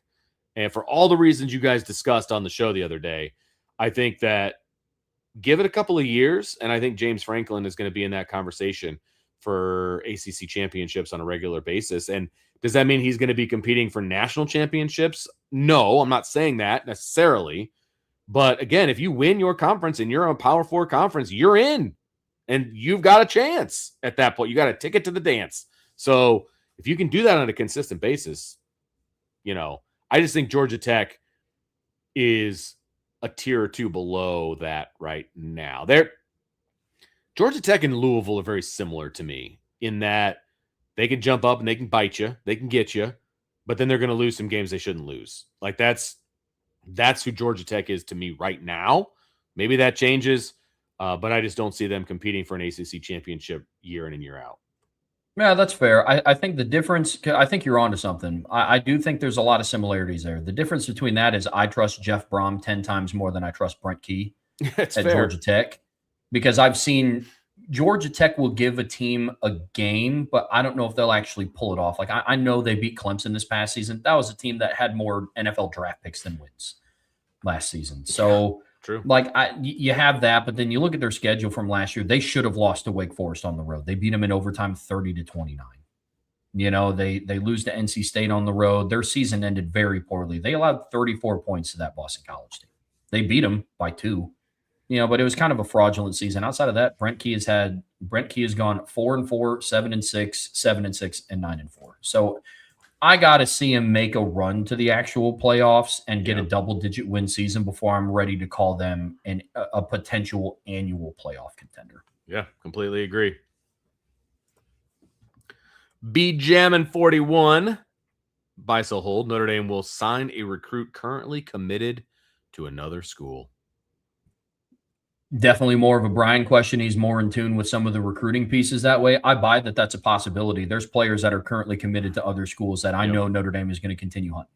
Yep. Like there are potential spots in this recruiting class that you have the potential to add another player. I'm confident in saying that they're going to sign another linebacker. I don't know who. That's not like a tip of the cap of like, hey guys, keep your schedules free. But like, yeah, they only have one in the class. They signed Roman. I know you and Brian did that show on over the weekend. It was a good listen, by the way. I think. But you know, they have the potential to add another player in the secondary. You know, it wouldn't surprise me. Maybe they try to go after, you know, somebody else potentially in the trenches on defense. Maybe, but yeah, I buy that there's a possibility that they do that. Yeah, I do too, because I think they're going to turn their attention solely to that here really soon. Really, really soon. They got one more guy to come off the board that's not currently committed anywhere else, and I feel like that's going to happen here pretty quickly. And then they're going to turn their attention to flipping somebody. So I feel like that is a definite possibility. And if I was a betting man, it's like 70-30. Like that's where I'm at. Like I think they will flip somebody. It may not be a name that everybody wants necessarily to flip, but I do think they will flip somebody. And yeah, so I'll buy it as well. This is an interesting one. Toughest opponent for Notre Dame: Oregon, Ohio State, Texas. So we'll buy, sell, hold those three. Yep. Buy one, sell one, hold one. I mean, right. I'm going to buy Ohio State. Fact of the matter is, I think you could argue that Notre Dame has a more talented roster than Ohio State. Marcus Freeman has yet to beat Ryan Day, and part of a matchup is part of a matchup goes into what's on the sidelines. And this is not me saying that Ohio State has better coaches than Notre Dame. All I know is going based on facts. Marcus Freeman is yet to best Ryan Day when they've met on the field, and it's not like they've only met once in his almost fifth year in tenure. You know, so I would buy Ohio State. I would hold Texas and I would sell Oregon. If we're just talking overall toughest opponent, I love the talent at Oregon. They would be some tough individual matchups, but depending on the stage that Oregon meets Notre Dame on, there's a chance that Oregon loses by 30, considering that's just how we've seen Oregon exit the postseason. If we're talking talent and just talent matchups, it's significantly closer because I think Oregon has one of the best rosters in college football, along with Notre Dame, along with Texas, along with Ohio State. The reason why I'm holding Texas is I know they haven't made a championship game, but in some of their losses on the bigger stages, Sark has been pretty competitive. Texas has been pretty competitive. And so, I mean, I think of how they lost in the college football playoff semifinal. They were a one really bad play call away from potentially tying up that game 21-21 in the Cotton Bowl in 2024. So I would buy Ohio State, hold Texas, sell Oregon. Yeah, I mean, the buying is the easy one. It's Ohio State, and it's all mental. Like I think Notre Dame actually has a better roster than Ohio State, but it doesn't matter. It's a mental hurdle that they need to get over, which makes them the toughest opponent. I could make an argument for Oregon or Texas for the next two slots, so I'm good with either one. I'll go with you on that one. I'm fine. I agree with you. I think Texas has been more competitive. I think Oregon, when they get beat badly. And that would maybe be the difference. I could see that for sure. But yeah, Ohio State for me, that's an easy buy. It's Ohio State. I mean, they played Ohio State in the last 5 years. They played it 3 times. They've gotten beat 3 times. And the stakes could not have been higher all 3 times. The first one was Marcus Freeman's first game ever, going back to his alma mater on the road at Ohio State. The second one was the year after, huge game at Notre Dame under the lights, green jerseys, blah, blah, blah, blah, blah, huge implications. And then the third time was the national championship. And they are 0-3. The stakes are no higher. They could not be higher the next time that Notre Dame faces Ohio State, because if they face Ohio State again, it's going to be in the playoff. So that's by far their toughest opponent. No questions asked. Not to say the others aren't going to be hard. But I would love to watch our defense against Arch Manning. I'll just say that. All right. Most interesting non-conference games. Buy one, sell one, hold one. Louisville versus Ole Miss. Oklahoma State versus Oregon. Florida State, Bama. I'm going to buy Florida State versus Bama because I think that game is going to tell us a lot about the resolve of Kalen DeBoer's team and some of the players that were a part of that crazy 2-touchdown loss last year in week 1. If they come out fired up and really put the nail in the coffin for Florida State early, that's going to tell me a little bit of something about the Crimson Tide. So I'm going to buy that. I'm going to hold Louisville versus Ole Miss. I think that game could be, again, we're going to learn a little bit about a Pete Golding-led Ole Miss team. But, I mean, if you like offensive points, that could be a game that ends 45-42. It has that type of potential. I like Lincoln Kienholz at Louisville. Very interested to see what Trinidad Chambliss does this year without Lane Kiffin or Charlie Weiss Jr. I'm selling the Oklahoma State versus Oregon game. I know there's been a lot of attention to going to Drew Mestemaker and the hire of Eric Morris at Oklahoma State. Could they be something? Potentially. I think that game is going to be too early in the season for us to write off and make any sort of conclusion about Oklahoma State. Let me put it this way. Even if they all stayed at North Texas, and I know that Drew Mestemaker, led the NCAA in passing last year with North Texas. Would we be as excited for that game if it was North Texas versus Oregon? I don't think we would be. So that's my sell. But it could end up being an interesting watch. But Oregon's defensive line might give Drew Mestemaker a heck of a day. Just looking at these matchups, not one of these is must-see TV for me. Are these all week 1 games, Trev? I believe so. No, Florida State versus Bama is not. These might be. Okay. So I think Louisville Ole Miss might be week 1. I don't think the Oklahoma State Oregon game is week 1. I'm pulling it up right now. Yeah, no, you're good. You're good. I'm curious. Because week 1 games or week 0 games are weird because they get played and there's really no competition for them. You know what I mean? So it's like the only game out there. If that's the case, I'm watching these games. I want football. I want to watch football. You know what I mean? If there's any other options, I'll probably watch those other things. Yep. You know what I'm saying? Louisville Ole Miss is week 1. It's on Sunday, and for whatever reason, it's also at the same kickoff time as the Notre Dame Wisconsin game. Okay, so I'll be watching that one. Maybe I'll have it on my iPad next to me or something like that. Yep. And then the Florida State Bama game is not week 1. Florida State hosts SMU on Monday on Labor Day. Okay. In week 1, and then the Oklahoma State Oregon game, I also do not think is week 1. These all. No, it is not week 1. Okay. Boise State travels to Eugene in week 1. Okay. So, yeah, I mean, look, standing on their own, I don't disagree with anything that you said. I'm interested on Oklahoma, Oregon, probably just because of all the talk that has been going on about them. And so, how are they going to play on the road at Oregon? That's not an easy place to play up in Eugene. And so that would probably be my buy, to be perfectly honest with you. Florida State has just been bad too many years in a row now for me to get preseason excited about them. Once they, what week is the Florida State Bama game? They're obviously going to have week 2. Okay, so they're not going to have a ton of football under their belt. So I mean, that'll be interesting. Florida State Bama. I mean, that'll obviously be the same weekend as Notre Dame Rice. It's actually week 3. Excuse me. Oh, okay, week 3. All right. I mean, I'll probably watch it, but Oklahoma State Oregon intrigues me, so I'll buy that one. I'll hold Florida State Bama, and I'll sell Louisville Ole Miss because I'm definitely not watching that game. I'll be taking in Lambeau and everything that it has going for it. I'm just at the point in the offseason where I don't care what kind of football it is. I just want to watch it. Yeah. You know what I mean? 100%. Right. That's why I'm obsessed playing a video game right now, because it's the closest thing I'm going to get to watching actual real football. So 100%. Yeah. Be jamming 41, more possible. Someone outside your preseason top 10 wins it all. A quarterback outside your top 10 wins the Heisman, or a team inside your preseason top 10 finishes unranked. This goes along with the conversation that you and Brian had the other day about Penn State and how you had them number 1 and he had them number 3. Yeah, gosh.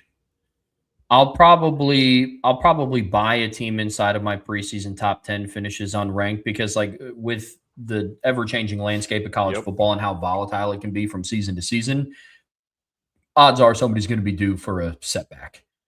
I think in mine, I think I might have ranked I think Texas A&M was inside of my top 10. I could see a world where they go 8-4.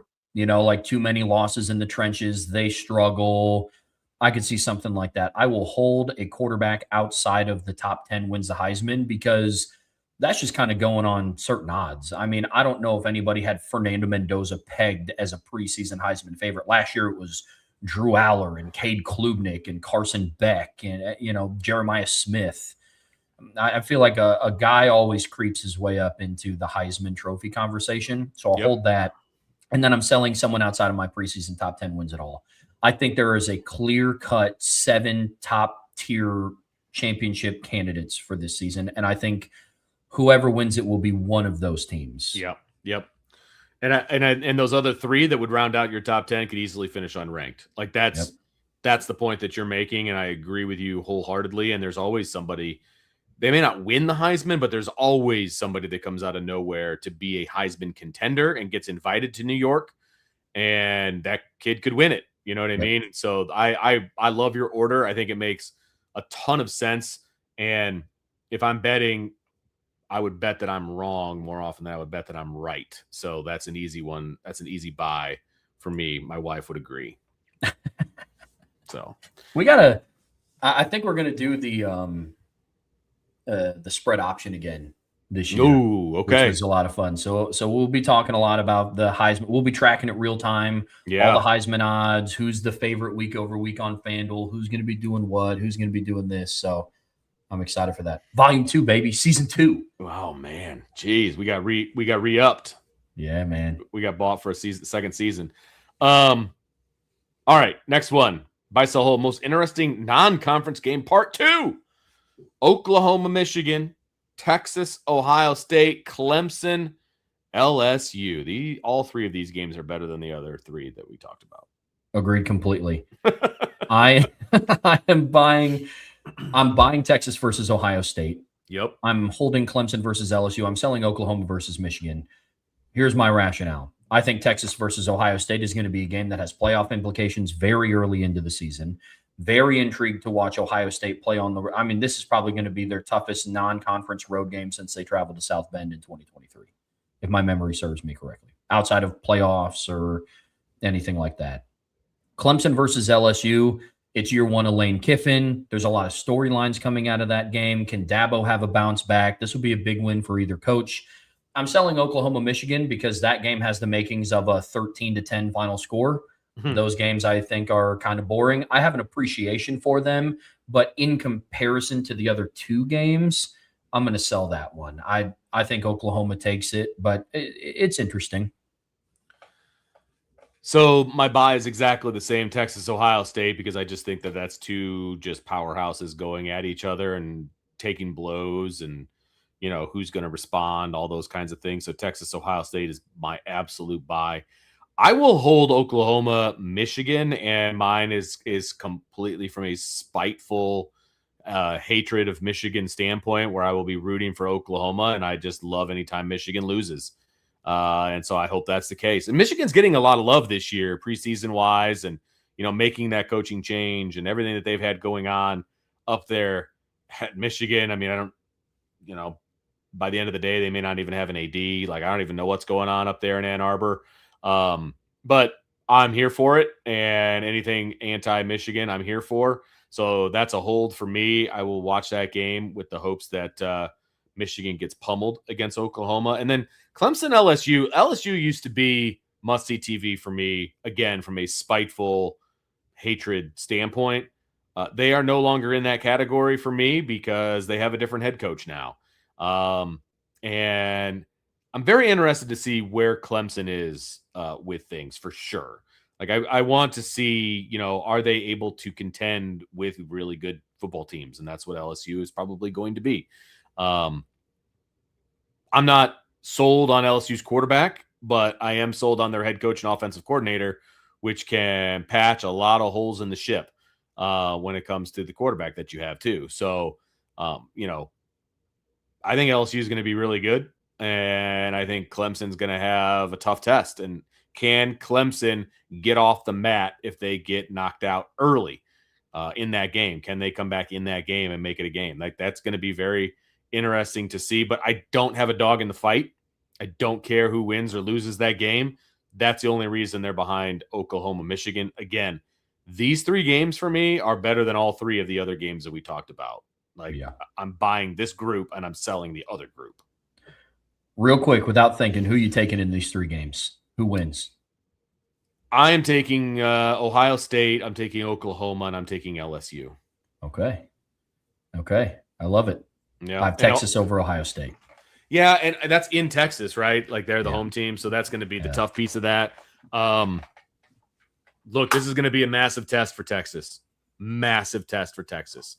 You know, Arch hasn't played well in big games, and so this is a big game. Like, what do you got, dude? Like, I want to see what Arch is able to do against a very good defense. Again, a very good secondary, as you mentioned earlier in the show. You know, I'm not completely sold on Julian Sayin at quarterback, but he's got a heck of a lot of weapons.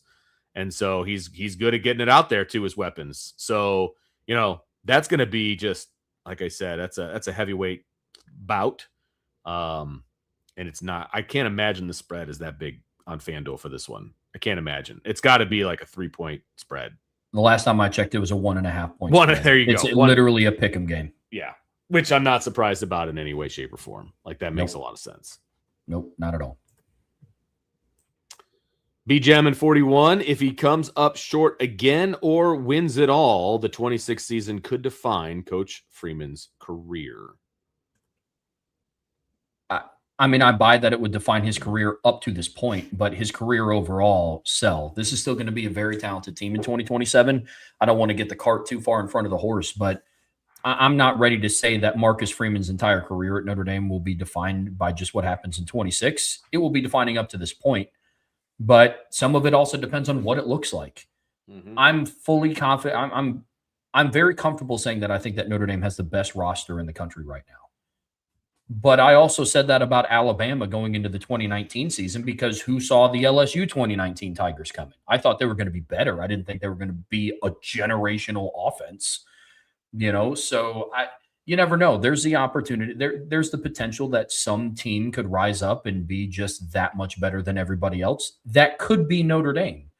But if it's not and they run into that team, some of it just depends on what it looks like if they come up short. I will say, however, if Marcus Freeman wins it all, yeah, that would define his career.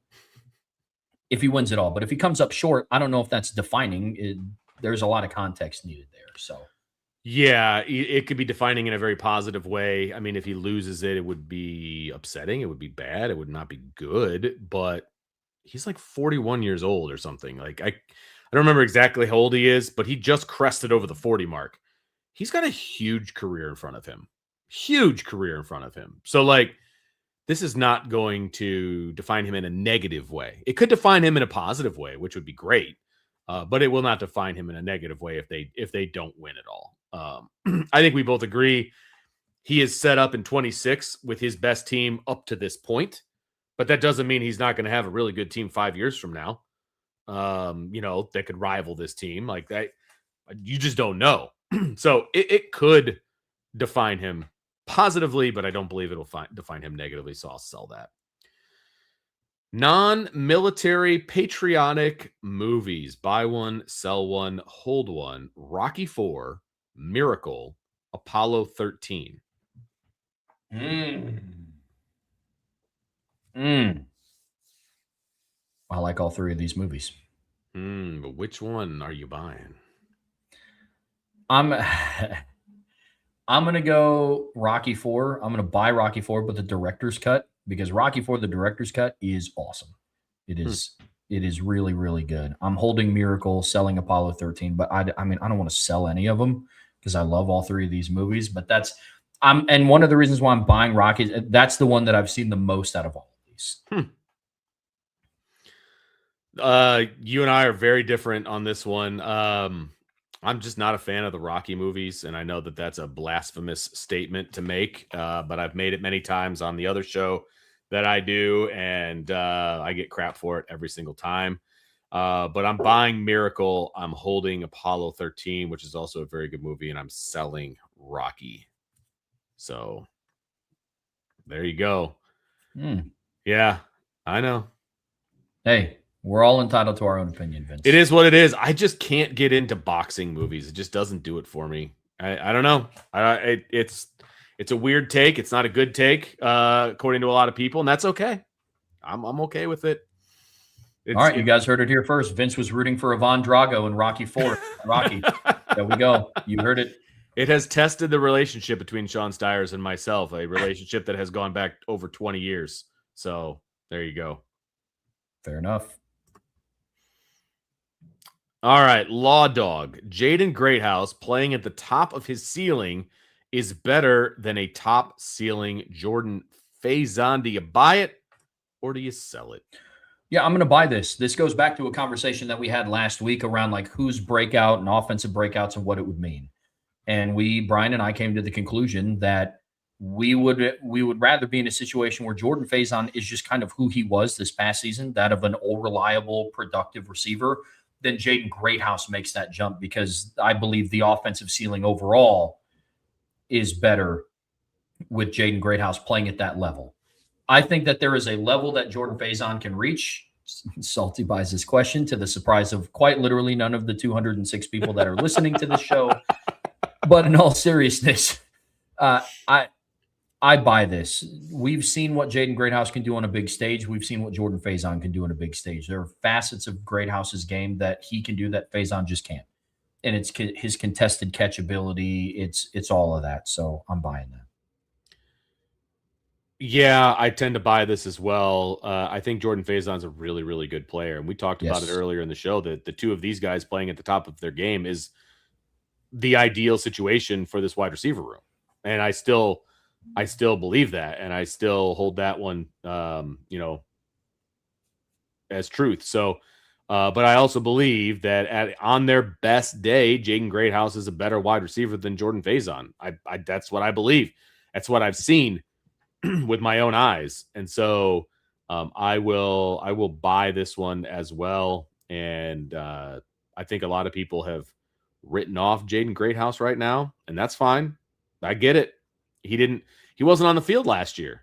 I mean, bottom line, he wasn't on the field last year. When he wasn't getting targeted. So that it's a tough buy for some people that can't remember back to what he did in the playoffs in 24, And so, but his ceiling is high. And if he can reach his ceiling, he's good. Really, really good. Another one from Law Dog. Will Black playing at the top of his ceiling is Notre Dame's best offensive lineman. For 2026, I think I'm going to sell it. We could get to a point where after everybody's career on the starting offensive line, the projected starting offensive line this year, we get to the point in a couple years down the road where we look back and say, yeah, Will Black had the best overall career. For 26, I think it's Gerby Lambert. If Gerby Lambert plays to a ceiling in 26 and Will Black plays to a ceiling in 26, I think I'm still taking Gerby Lambert. But Will Black is an exceptionally talented player. Because I think when you have a conversation around ceilings, it's tough to say, yeah, if Will Black in his redshirt freshman season plays to the level of what he could as a junior in his first year starting, then sure, we could have a conversation. But Will Black's ceiling in 26 and Gerby Lambert's ceiling in 26 is different. So that's why I'm selling it. It's not that I don't think he's going to be a great player, but that's where I'm at. I'll take it a step further. We were just talking about ceilings, and ceiling is such a hypothetical term. You know what I mean? But if we're talking about ceilings, I'll take Charles Jagusaw and his ceiling, because I realize he's injured right now and he's probably not going to start the season. But if he reaches his ceiling, he's an absolute dude. Like, he's the best offensive lineman that you have, in my opinion, if we're talking about, reaching ceilings and all of those kinds of things. So it's a sell for me. Will Black has a very high ceiling. He's got the physical gifts. He's got the tools. He obviously made enough of a push that he found a spot in the starting lineup. But I don't know that he's going to be the best offensive lineman that Notre Dame has in 2026. I agree with you there. So it's a sell for me as well. All right, Law Dog continues on. Bryce Young at the top of his ceiling is Notre Dame's best edge rusher. He certainly has the potential to be. So I buy it in that regard. But Notre Dame's best edge rusher on the roster, now we're talking about the ceiling of Rodney Dunham, which is hard to project for a true freshman. Bubakar's ceiling is that of a top 10 draft pick, but all things on the table, Bryce Young could project to like a top 7 or 8 draft pick. I know we're splitting hairs here, but that's kind of how I see it. I buy that he absolutely has the potential to be, with the caveat of he has a much farther way to go than what Bubakar did. And I would say that Rodney Dunham right now as a true freshman is a little bit further along than where Bryce Young was as a true freshman. Bryce was pretty raw when he got to Notre Dame. Yeah. Whereas Rodney's football IQ is farther ahead of where Bryce's was when he was a freshman. So I buy that he has the potential to be. Yeah, I think that's fair. I think you hit a lot of good points on that one, so I'll let it be. This is an interesting one here from Law Dog. I'm guessing Law Dog is about 50 years old. After the greatest generation, Generation X is the best generation.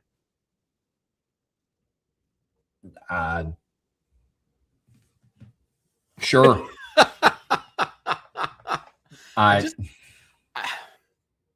don't know where this is. I want to know where this is coming from and why.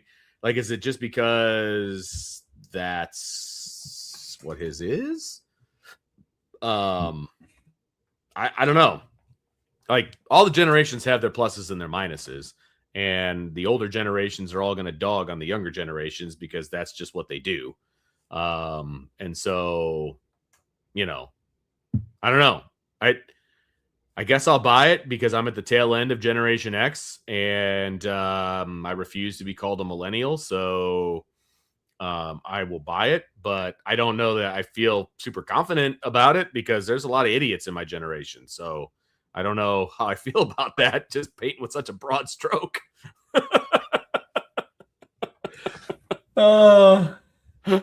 There's idiots in every generation. This is true. This is true. I have a lot of guilt by association with my generation. Believe me. It's fair. Believe me. I guess I'll buy it. My parents were both Gen Xers. You're a Gen Xer. I think Brian's a Gen Xer. So sure, I'll buy it. It's the best. Yeah, he is. Sure. Why? I mean, the rest of Irish Breakdown, the people that get paid by Irish Breakdown are all Gen Xers except for you. You're just the young gun. So, well, then Gen X rocks. Well, I shouldn't say that. Jesse is definitely not a Gen Xer. But yeah, everybody else is. So understandable. We're rolling here on the Irish Breakdown podcast, brought to you by our friends over at FanDuel. We got the buy so hold today. We definitely have some interesting questions on the docket. Just got done talking about which generation was the best, but now we got some football topics here from JG Whitetown. Okay, JG, here we go. Mount Union could have won how many games in the MAC in the mid to late 90s on average? 0, 5, 10, or more. Are you familiar with Mount Union football in the 90s? Well, depending on what year in the 90s, I wasn't a thing yet, so no, I'm not. I do know a lot about Mount Union is just like a football program. Like, I had a buddy that played for Adrian College. I know Brian's talked about Mount Union on this show, and they're kind of like the 2010 Bamas of like the D3 level. I'm just going off of my gut. They were very dominant at that level, but I'm going to buy 0.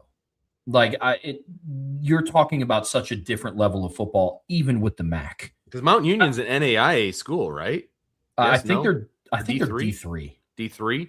Yeah, but it's such a different level of football. Like, I went to the University of Indianapolis, and they were a D2 school. Mm-hmm. And it's just they're moving into Hillsdale's conference. Yeah, man. The GMAC. Here we go. Yep.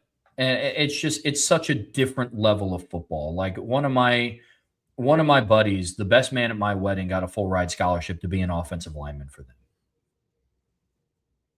But there's a reason he went to the University of Indianapolis and didn't go to a MAC school. Like, let's not forget, 2 MAC schools walked into Notre Dame Stadium and beat Notre Dame. Mm-hmm. Like, it's just a different level of football. It's a very disparaging gap. So, like, honestly, I'm gonna buy 0. Like, could they have snuck in a couple of games over the course of the year? Maybe, because again, I watched Northern Illinois and Marshall walk into Notre Dame Stadium and win. But I'm not gonna bet on it. So it's just a very disparaging gap. It's a conversation my buddy and I have all the time about there's just levels to everything, and it's like, Absolutely. it's, you're talking about, if you take the best college football team and they played the worst NFL team, would the college team win? It's like, no, they're playing against grown men.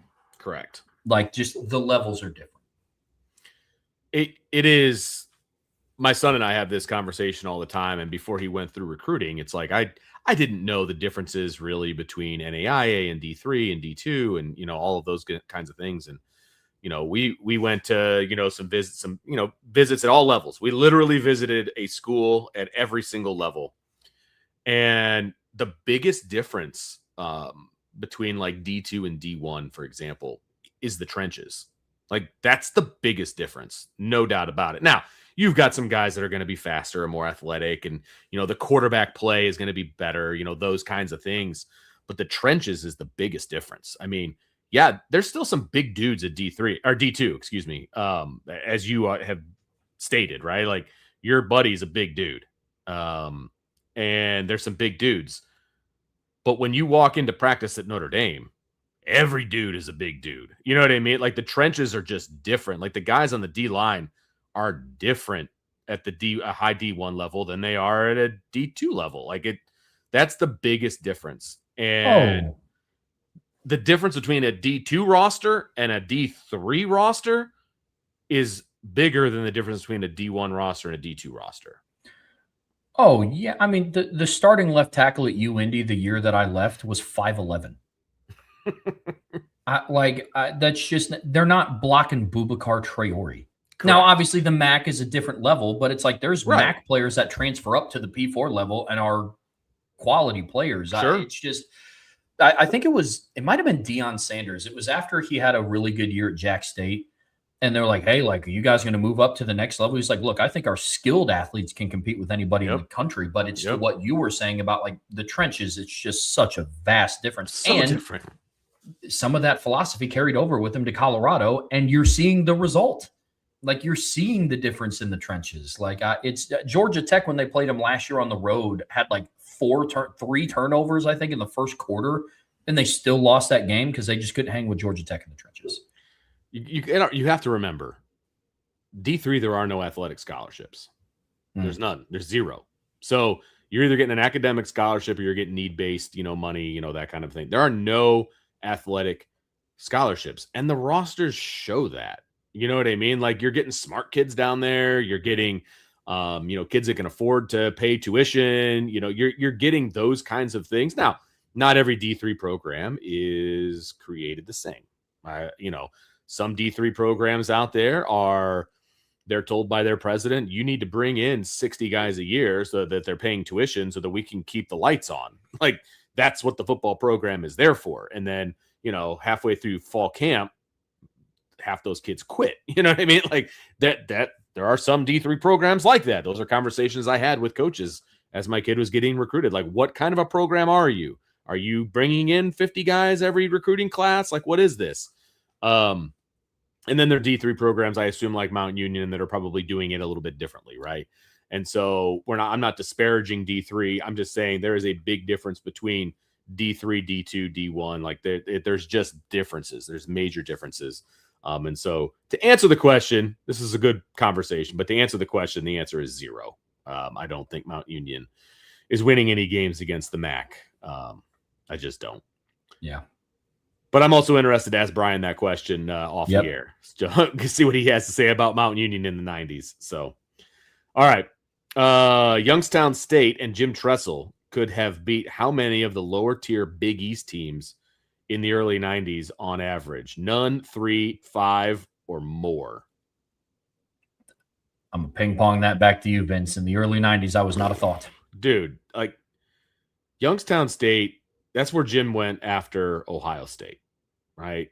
If I do believe. I don't believe he was there before. I think he was there after. And, Youngstown State, they were good. I just don't like the Big East. God, I don't even remember who was in the Big East in the 90s. Like, it was essentially like the MAC. It was just, similar teams, I do believe. Yeah, I'm looking it up right now. You had, in the early 90s, the Big East had Boston College, Miami, Pitt, Rutgers, Syracuse, Temple, Virginia Tech, and West Virginia. No, they're not beating. Youngstown State's not beating any of those teams on a regular basis. No, it's not happening. So, yeah. So Tressel was there before. My bad. He was there before Ohio State. No, he's not. They're not beating any of those teams. There's a reason Tressel went to Ohio State so that he could beat those teams. No. Sorry. Yeah, I'm with you completely. Yep. All right. Floating Irish. Best deep ball thrower, Quinn, Clausen, Carr. My buy is Jimmy Clausen. Yeah, he had the best arm of all three, I think. But I'm torn between, because here's the thing, like I have Quinn's complete sample size at Notre Dame of him being able to throw the deep ball, and I don't have a complete sample size for Carr. It's fair. And the difficult piece to that is, like, I think CJ has the potential to be a great deep ball thrower, but we've talked a lot on this show about what Carr needs to do to be a more consistent player, and getting better at throwing the deep ball is one of them. Feels a little bit too Amy, at some points. Like, hey, if he just lets it go like he did on his pro day, he can air it out, and it's a thing of beauty. But I think sometimes he gets a little bit too focused on like the pin placement of where he's trying to throw a deep ball. Right now, I'm going to hold Quinn and sell Carr, but that is going to be, in my opinion, subject to change at the end of this season. Yeah, it's Clausen, Carr, Quinn for me. Quinn was a great quarterback. He's one of my favorite quarterbacks of all time at Notre Dame. He was the quarterback when I started covering Notre Dame. He's a great quarterback, no question about it. I just think Carr has a better arm than Quinn did. And so I'll just go with it. But it's close. But I think I'll take Carr now, and I think he bypasses him throughout the year. Like, that's where I'm at. So again, it's splitting hairs, but Clausen, I think, is ahead of both of them, and then will remain ahead of both of them for all time. Okay, the next Indiana, as in being nothing to something. Buy, sell, hold one of these: Vanderbilt, Wake Forest, UNLV. Look, I got to sell all three, and here's why. And I can give the reasons for it, but I don't know if we're ever going to see another Indiana in that same way. First of all, Indiana is unique in that they were a powerhouse in basketball. It's been a minute. Sure. But they were a powerhouse in basketball, and they were perennially the worst collegiate football program in Division I college football. Yes, they were. Like, they were the first program to over 700 losses and all this, but what they needed was the right coach. What people fail to realize, Indiana has the largest alumni base in the country. It's huge. That school is huge. Yes, that's something that Vanderbilt doesn't have. That's something that Wake Forest doesn't have. And I know that's something UNLV doesn't have. So they had the infrastructure in place to turn into a football power. They just needed the right person in place to kind of steer that ship. And they found that guy in Kurt Cignetti. But I'm selling Vanderbilt because they've already had enough success under Clark Lee to dictate that they're not going to be the next Indiana. Like, I think people forget that prior to Kurt Cignetti coming to town, Indiana was terrible. They were a guaranteed conference win for almost anybody on their schedule. So Vanderbilt's not that. We've seen good years with Wake Forest under Sam Hartman even, they're not there for me. And I just don't think UNLV has the infrastructure. Indiana was a unicorn in that sense. The only, I'll add one more piece of this because I agree with everything that you said, but the other piece of this is what IU had going for it is that it was already in one of the best conferences in the country. Wake Forest and UNLV are not. And so, IU could just beat the teams that were already on their schedule and make a name for themselves. You know what I mean? Like, it was like already built in. It was already built in that they could just, if you compete and win in the Big Ten, like, all of a sudden you're something. Now Vanderbilt has that opportunity being in the SEC, and they had some big wins, but they didn't consistently have all of those wins. And they're not going to have the NIL base to put a roster together that is going to be able to win all of those games like IU did. They won literally all of their games. Wake Forest doesn't have that. And UNLV, even if they do win all of their games, they're going to make it in as a 12 seed. Like, You know what I mean? And then they're going to have a really tough road to hoe in the playoff. And I just don't see them being able to do that. I don't care that they're in Vegas. Like, it's just not going to happen. So they're not built like IU was built, and they don't have the infrastructure of the conferences, of the conference that IU has, and instant credibility by winning those games. Agreed. I mean, even I'm trying to think of it, like Purdue. Even Purdue couldn't do that in football, and it wouldn't be viewed the same as Indiana, in my opinion. I mean, Purdue played for the Big Ten title in 2022. You know, they beat an Urban Meyer-led Ohio State team in 2018. Indiana did none of that, nor Not did they even come even close. close to that. You know, so it's such a different beast. I don't know if we'll Yeah. ever see anything like that again. It was insane. Yeah.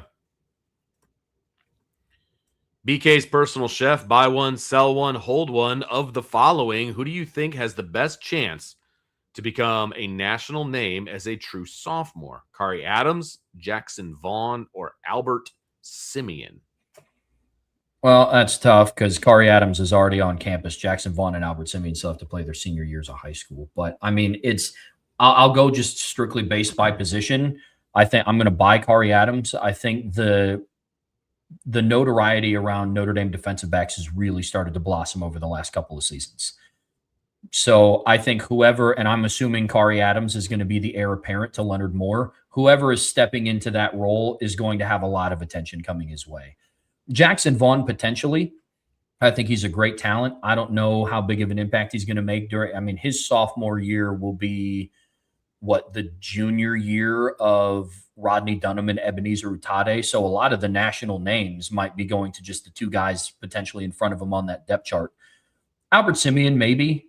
You know, I think he has the opportunity to come in and be an immediate contributor. But again, there's still going to be players on the roster during his sophomore year, like Will Black and Grayson McHugh and some of the other people potentially in his class, Olu Olubabola, you know, so that's where I'm at with that one. If I had to buy one, sell one, hold one, I would probably buy Kari Adams, hold Albert Simeon, sell Jackson Vaughn, but I don't do the final two with much conviction, but I'm pretty confident in buying Kari Adams.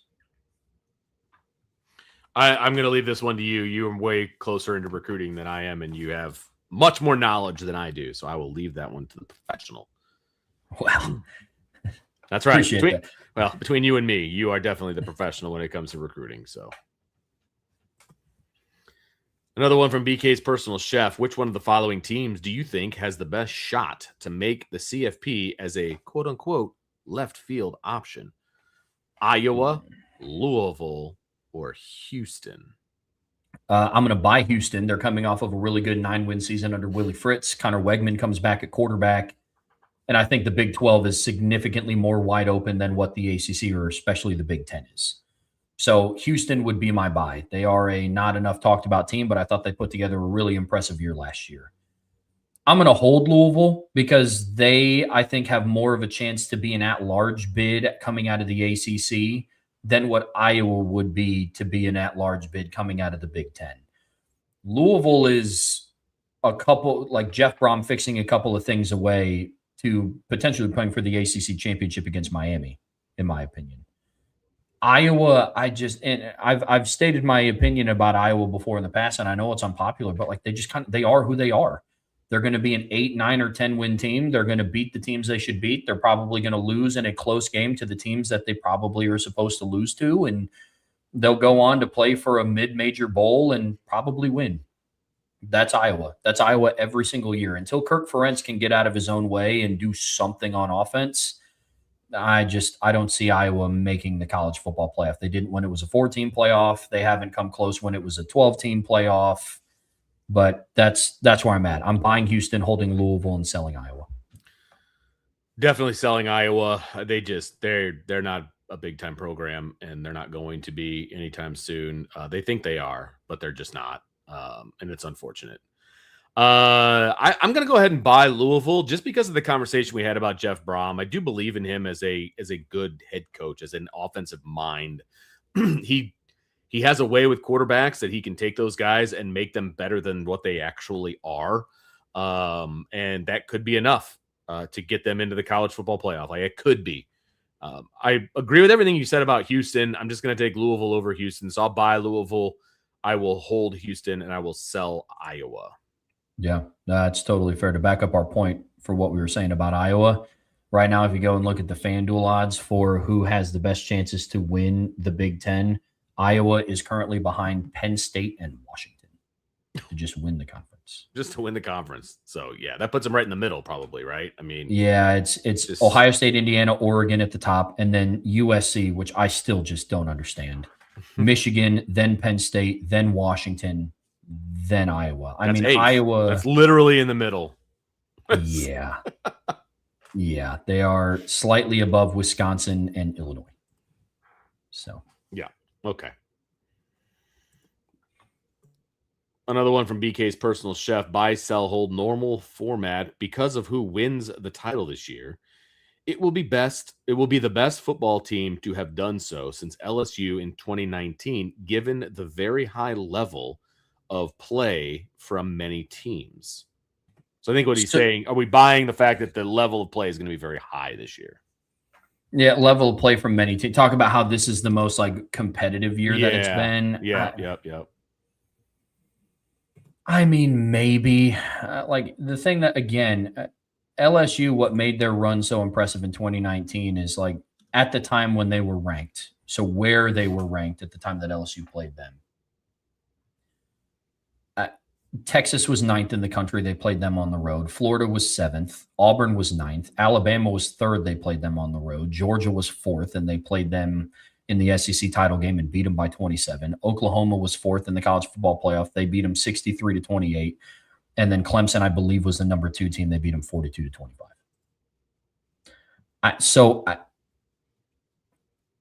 If by regardless of who wins the title, like I'll say this, if Ohio State, because you said regardless of who wins the title, like looking at their schedule, they play Texas on the road, Indiana, the returning champs on the road, Iowa on the road, USC on the road, Oregon at home, and Michigan at home. And then you have the college football playoff field to worry about. If they go undefeated and then win the national title playing those teams, then yeah, you could compare that to LSU 2019. But that's such a tough ask for a lot of other teams. Like I guess if Ole Miss does it with their schedule, Ohio State does it with theirs, Texas A&M with the gauntlet that they have, but that's going to be really, really tough. So I'm going to sell that. I do think that there's going to be some high level competition this year, but like you said, I think there's about 7 teams that could all win the national championship. So is that parity? Is that the fact that there's 7 really good teams? Is it, what is that? You know what I'm saying? Like 2019 LSU was just head and shoulders above everyone else. Like they were just so good offensively. They just ran people off the field. I mean, it was a dominant performance every time they touched grass. I don't know that team exists this year, but I think there is going to be some very, very good football. And I think it's going to be some very competitive football. It's not wide open in that like one good team could just jump up and win it. I think they're going to be tested. Whoever wins the national championship this year will be tested more than once. Without a doubt. And they will earn the national champion. Not saying any of the guys in the past haven't earned it. You know what I mean? But like, I feel like this year, whoever wins it is going to earn it. Like they're going to have to get through a bit of a buzzsaw in the playoffs some way, somehow. And our guy Insured by Big, a resident LSU fan in the chat, he brought up a good point. He said it's not just who LSU beat, it was also the records and how they beat the teams. Yeah. I mean, which is a good point. I mean, they beat Clemson in the national championship by 17. They beat Oklahoma 63-28, and it was up to LSU that they only scored 63. It wasn't because Oklahoma just turned it around. They beat Georgia by 27 in the SEC championship game. The Alabama game on the road ended 46-41. At one point, that was 33-13. They beat Florida 42-28. You know what I mean? So that's just, it's so tough to compare. It is. Yeah. Yep. Right. Like that team was so good. So good. So good. All right. Oh boy. See, BK's personal chef is coming right at Insured by Big right here. Sorry, buddy. He says, finally, close your eyes and ears, insured by Big. Clemson pulls a stone cold stunner and helps national media find a headline after a relatively boring week 1 slate by rolling into LSU's Death Valley and sending Kiffin back to the locker room 0-1. By the way that was phrased, it sounds like you think that Clemson's going to stuff LSU in a locker. Yeah, by the way, and not just beat them, like beat them badly. Yeah, I don't know about that. I mean, Clemson's biggest wins last year were against not good teams, like just not good. I mean, first of all, they lost last year at home 17-10 to LSU. They beat Troy by 9. They did beat North Carolina by 28 and Boston College by 31, who I think had a combined 4 wins on the season. They beat a bad Florida State team by 14. They beat Louisville by a point. They did beat Furman by 35, and they beat South Carolina on the road by 2 touchdowns. They lost to Penn State 22-10. So I'm selling that. I don't know if Clemson wins in week 1. That's where I'm at. Yeah, I mean, look, is it possible? Look, Clemson's a good program, obviously. I think they have a good coach. I like Dabo. It is about the Jimmies and Joes as well, and I don't know that they have the Jimmies and Joes, to beat LSU in their version of Death Valley. Like, I just don't see that happening. Is it possible? Sure, but I'm selling this one. And you know what? I'm okay with LSU winning now, so it's okay. Very fair. Yeah, as am I. I'm okay with it. Like, I don't have a hard disdain for LSU anymore, and I didn't have it before, and I don't have it now, so it's all good. Grubbing up Heisman. Thomas Davis Sr. tore his ACL 3 straight years for his age 26 to 28 seasons. Buy, sell, hold. If he had relatively healthy seasons during that time, the average fan would be more excited about TDJ's future. Yeah, his kid's future, Thomas Davis Jr. I mean, sell. I don't.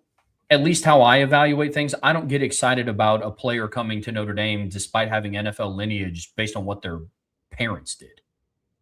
You know, like I wasn't excited about Equinemius St. Brown's future as a football player because his dad was Mr. Universe. Yeah, right. You know, like so I get the point you're making here, but I'm excited about Devin Fitzgerald from what I saw in person, not because his dad is Larry Fitzgerald.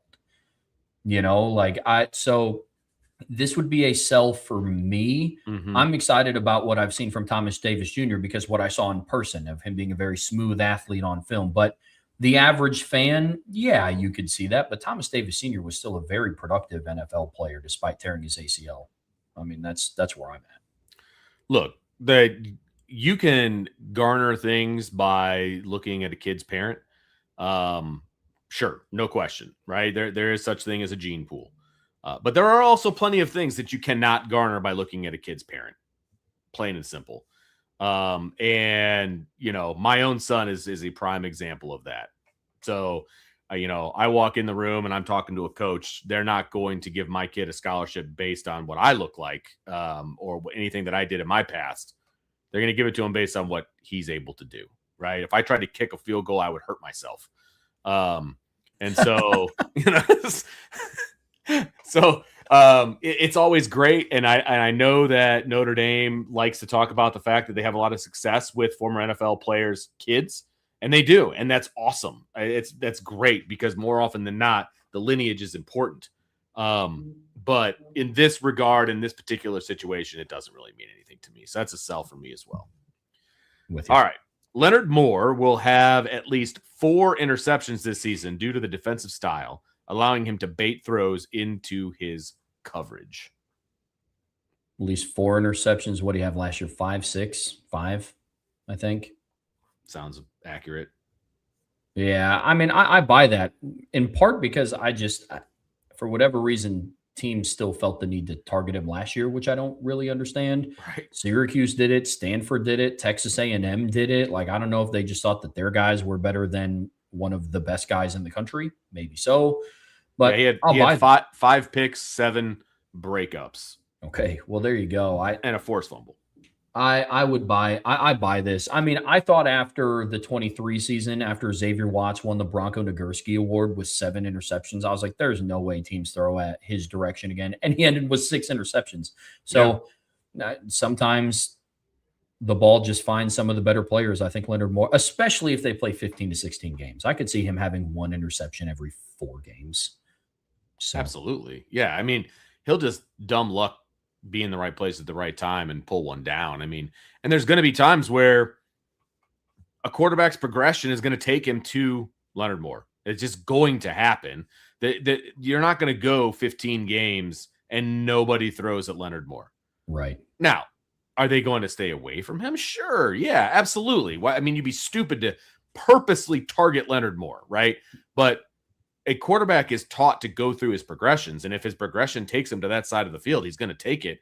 And Leonard Moore is good enough to bait a quarterback into throwing a ball that he could pick off. Like, that will happen. So you're telling me that he'll get 1 pick every 4 games? Yeah, I'm on board with that. That's a buy for me as well. It also kind of just goes to, like, who do you throw at? Right, exactly. Like, you could think it's like, okay, well, Tate Johnson is the field safety, and Don Schuler's the boundary safety. Maybe we target that side of the field. It's like, well, I don't know how keen I would be throwing to a Don Schuler, and also the boundary corner is Leonard Moore. Correct. Do you want to target Christian Gray in the nickel, who will make you pay? It's kind of feast or famine a little bit. I think he's better than what some people make him out to be, but there are some things he has to get cleaned up. Or do you target the side of the field that has DJ McKinney and Tate Johnson? I don't envy opposing pass game coordinators. That is for sure. Right. Grubbing up Heisman, Malachi Fields will lead all rookies in yards this season as long as Dart stays relatively healthy. Sell. I think Malachi Fields could contribute this year, but Carnell Tate is walking into Tennessee as wide receiver 1. I mean, I'm looking up their depth chart right now, but I don't even think Malachi Fields is in the starting lineup right now. No, he's not. Their starting wide receivers are Malik Neighbors, Darius Slayton, Darnell Mooney. Now, a bunch of different reports are coming out that Malik Neighbors isn't going to be like healthy enough to go until like week 5. So maybe they find a role for Malachi, but I mean, they picked up Odell Beckham. Let's see what they get from him. They got Calvin Austin from the Steelers. So that's, yeah, I'm going to sell that. I could see Jordan Tyson making an impact with the Saints or Carnell Tate being in that conversation, but I would not be upset if it happened. It'd be great if it happened. I just don't see it happening either. Malachi Fields is a great quarterback. Jackson Dart, I actually like him a lot as a quarterback. I do. But there's going to be other guys that are going to jump up. And guys you've never heard of, I think will jump up too. Because that happens all the time. You get a wide receiver from a lower tier someplace, and he just comes up and he's a stud and becomes an NFL guy. You know what I'm saying? But yeah, I just don't see it happening. Sorry, Malachi. It's a sell for me. All right. How are your Bears looking? I know DJ Moore's gone. Is Khalif Raymond going to be the guy that steps up for you guys? You're asking me to break down the depth chart of the Chicago Bears. That's going to be an impossibility for me right now. But they did tighten up their defense. They got Kobe Bryant over at corner. I think that's a huge pickup for them defensively. Very excited about that one for sure. There's my Bears talk for the day. Love it. Try to stay away from the quarterback position. All right. Grubbing up Heisman has another one. With the current trend, is NFL defense playing primarily shell coverage? Teams will look to add more big body, traditional X wide receiver bodies. Break down that NFL. Break down that NFL. Yeah, potentially it's still a league that's based a lot around timing, route running efficiency, route running technique. That's why some of the best receivers in the league are 6'2" or shorter. You think of Puka Nacua, Devontae Adams, Jamar Chase, Justin Jefferson, Jackson Smith and Jigba. They're all under 6'2".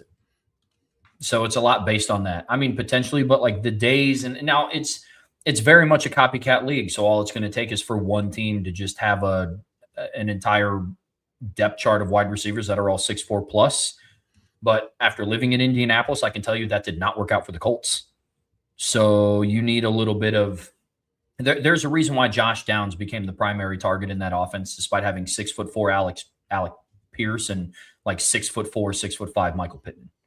Like that's just that's where it's at. So, I mean, potentially I could see some team going back to having a big bodied boundary receiver, but Sure. I don't know if it's going to be the way that it used to be with guys like Megatron, Right. where it's just, Right. well, he's triple covered, but it's Megatron. So, Yeah. I'm with you. No, I'm with you on that one. I mean, it's the schemes of NFL. You don't need that. Nothing is traditional anymore. Like you can have big guys in the slot. You can move, it's just, I just think the quote unquote traditional, deal is just not what it is anymore. What it used to be. No, it's all starting to change, but it wouldn't surprise me if it came back. Wouldn't surprise me. Joe Parr. I'm about to make Trevor and Vince feel young. It's well known that the first game Trevor remembers is the 2005 game against USC. However, the first Notre Dame game I remember seeing is the 1973 New Year's Eve Sugar Bowl win 24-23 against Alabama. So I started thinking, I have seen 3 Notre Dame national championships, Era in 73, Divine in 77, and Lou in 88. So it got me thinking, who would you buy, sell, hold between Era, Divine, and Holtz? I mean, I guess just in terms of like favorite or who we would have for this year's team. I mean, because I think Era had more championships than both of them, right? Dan Devine and Lou Holtz only had one. Yep. And a lot of people would argue that Dan's national championship was with Era's guys. Yeah, so I mean, if we're talking championship prestige, I'd probably go Era. I'd buy Era, hold Lou, sell Dan Devine. I don't really want to sell any of them because they all brought home championships. They all got statues, standing around Notre Dame Stadium. Right. Like they all have statues around. They have like all gates named after them, So I don't want to sell any of them. But yeah, I mean, also very jealous that you've gotten to see 3 national championships. Seriously. I just want to see one. I just one. Like, I mean, I technically saw one at 7, but I definitely don't remember it. And so I would love to have one that I remember. That would be great. 2 years ago when I went to the national championship game, I brought the confetti home for a good buddy of mine, who's an Ohio State fan. I brought him a whole bag of Ohio State confetti. I want Notre Dame confetti, Trevor. I don't want Ohio State confetti, but I drove it all the way back from Atlanta. So I would love to see a national championship, that's for sure. But I agree with you on the order. It's going to be Era, Lou, and Dan. And it's Era because of as much winning as he did. And then it's Lou because he's the guy that I knew and I watched, and I became a Notre Dame fan when he was the head coach. And then it's Dan Devine. So, and Dan Devine gets a bad rap in Rudy, but that's one of my favorite movies. So that doesn't help Dan Devine's cause. You're also a much better friend than me. You brought home the scarlet and silver confetti for your Ohio State buddy. You're a much better. I watch it. One of my best friends is an Ohio State fan, and after Notre Dame lost, I asked him to leave. So, mind you, we had the post-game show, but yeah. Hey, I get it, dude. I totally get it. It's actually, I'll throw it out there. It's Jeff Hart. He's the athletic director at Penn High School. Okay. And so he's a good buddy of mine. And I was like, you know what? He loves Ohio State, but he is the lone Ohio State fan that I am aware of that does not rub it in your face. You know what I mean? Like he's just a fan and he'll talk about it or whatever, but he does not rub it in your face, probably because he's also a Bengals fan. So there's that. I understand. I married into a Bengals family, and it's. I still look forward to Saturdays significantly more than Sundays. I'll say that. But there you go. No, that's my buddy Craig is the same way. Like he's not he's very skeptical of the team, and he's like, we got to do this, this, and this, which I appreciate. It's not they're the kings of the world because they have a Buckeye sticker on their helmet. So I'm with you. But yeah, no. Yeah. The only way I bring confetti home is if I can set it on fire in front of him. Good for you. You're a better friend than me, dude. I just plopped it on his desk. I was like, here, take it. You're welcome. Oh, that's funny.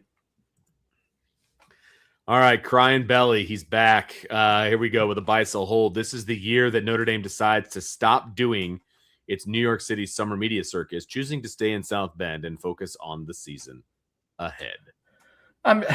As much as I would like that for our media, I'm going to sell it because I like the exposure overall for Notre Dame. Every other conference gets to go on their national media campaigns, and this is Notre Dame's version of it. I think it reinforces the idea that Notre Dame is a national brand, and like Texas and Ohio State, those players and captains and coaches aren't specifically going on the Today Show and Good Morning America and things like that. Crying Belly, I think this is definitely more of an and question, not an or. Why not do both? Why not do all three? Why can you not do the New York City summer media circuit, and meet with your own media and focus on the season? That's where I'm at with this. So I'm selling it because, one, I don't think that they're going to stop doing it, and two, nor do I think that they should stop doing it. I think then we also, as the local media, should also be involved. Yeah, this is a huge sell for me. Not many, programs can do what Notre Dame does when it comes to a media circus. And I use the word circus only because Crying Belly used the word circus. It's not a circus; it's a circuit. And everybody wants Notre Dame on their shows, and that shows you the power of Notre Dame. And they're not losing anything by doing it. They're not missing out on practice. It's usually before, I believe, that practices start.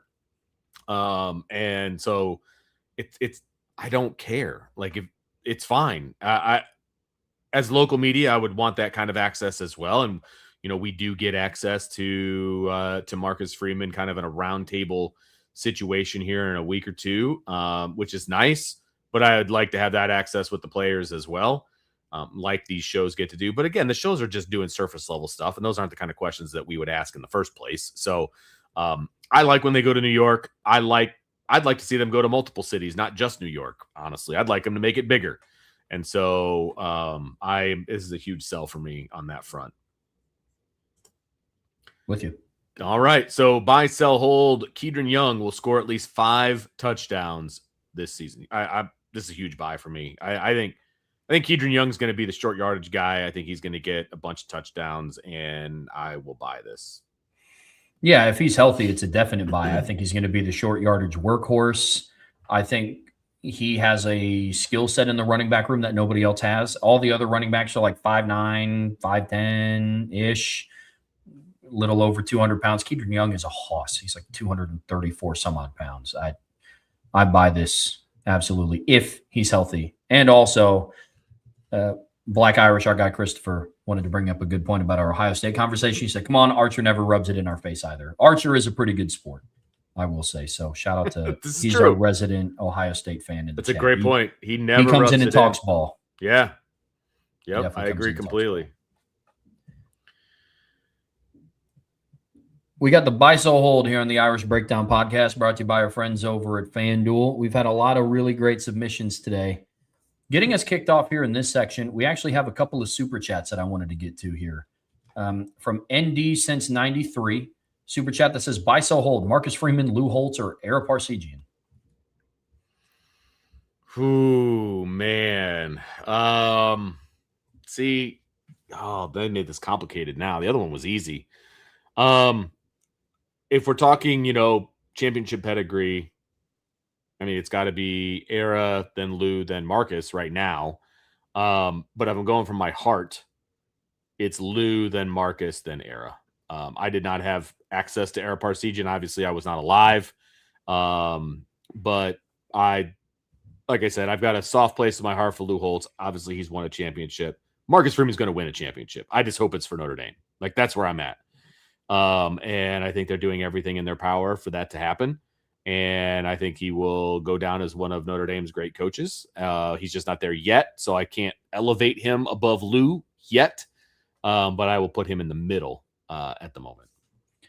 Yeah, this is a tough one. I mean, I'm gonna buy Ara Parseghian as the last coach to win multiple titles at Notre Dame. I'm gonna buy Lou Holtz to have won the last title at Notre Dame, and I'm gonna buy Marcus Freeman as the next head coach to win a title. Yeah, that's right. Yep, agreed. Then another one from ND since 93. Buy, sell, hold, CJ Carr, Brady Quinn, Joe Montana. if we're talking just like physical ability and, all of those kinds of things, I mean, oh God, I hate to say Joe Montana, like everybody, the Joe Montana thing is tough for me because yes, he won a national championship at Notre Dame. There are all the, the chicken soup story, all the things, right? Came in as like the 12th quarterback in the class, whatever it was, like, all these different things. But he's more known for what he did in the NFL than what he did in college. And I think that gets clouded just a little bit. I don't want to sell any of these three guys, so I'm not going to. But from if you're just talking physical attributes, it would go in this order. It would go CJ, Brady, and Joe. If you're going from winning, it would be Joe, right now, Brady, then CJ.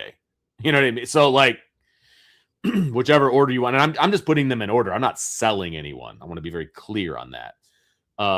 But if Joe Montana went to the NFL and flamed out after a couple of years, do Notre Dame fans hold Joe Montana in the same regard that they currently do? I don't think they do. That's just me. No, I think that's fair. I mean, I can't even speak on Joe Montana. I didn't. That's the other thing. Yeah, exactly. He was Vince, when did he stop playing in the NFL? Oh my gosh, in the mid 90s? I mean, he was done playing football before I was born. Yeah. When was Joe Montana's last year in the NFL? I want to say 94. 95, April of 95. He retired in April of 95. So I okay, so 94 was his last season. Yeah. Okay, yeah. So I'm right now I'm gonna buy Brady Quinn, hold CJ Carr, and sell Joe Montana just because I never watched Joe Montana play at any level.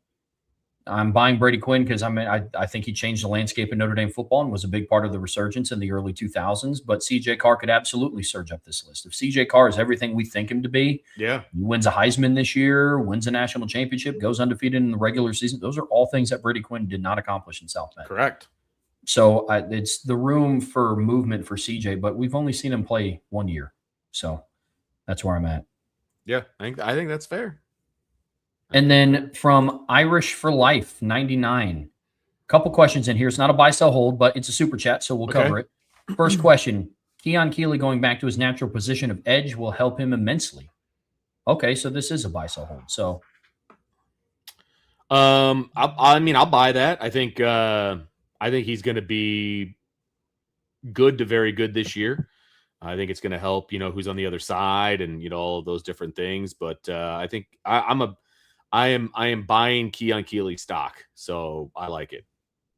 Okay. Irish for Life did clarify it is a buy, sell, hold. So okay. I'm buying that. I think it's going to absolutely help him, but he was still used as an edge player, but it was a little bit different. Alabama would use some odd fronts, so he was playing inside shade somewhat, but he was still a defensive end at Bama. I think the biggest thing that's going to help him is he's reshaping his body and he's actually being coached.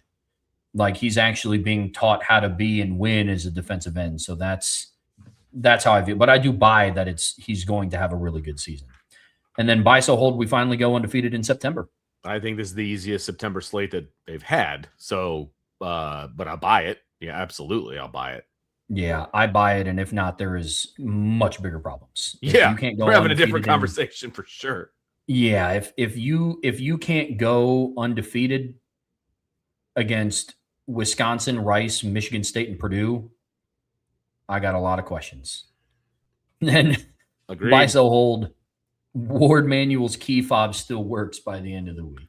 I'm gonna sell that. I don't think he makes it to Wednesday. The way it sounds like things are going, he might not make it to the end of Monday. So, I think the writing's on the wall for our buddy Ward. So, yeah, sorry, buddy.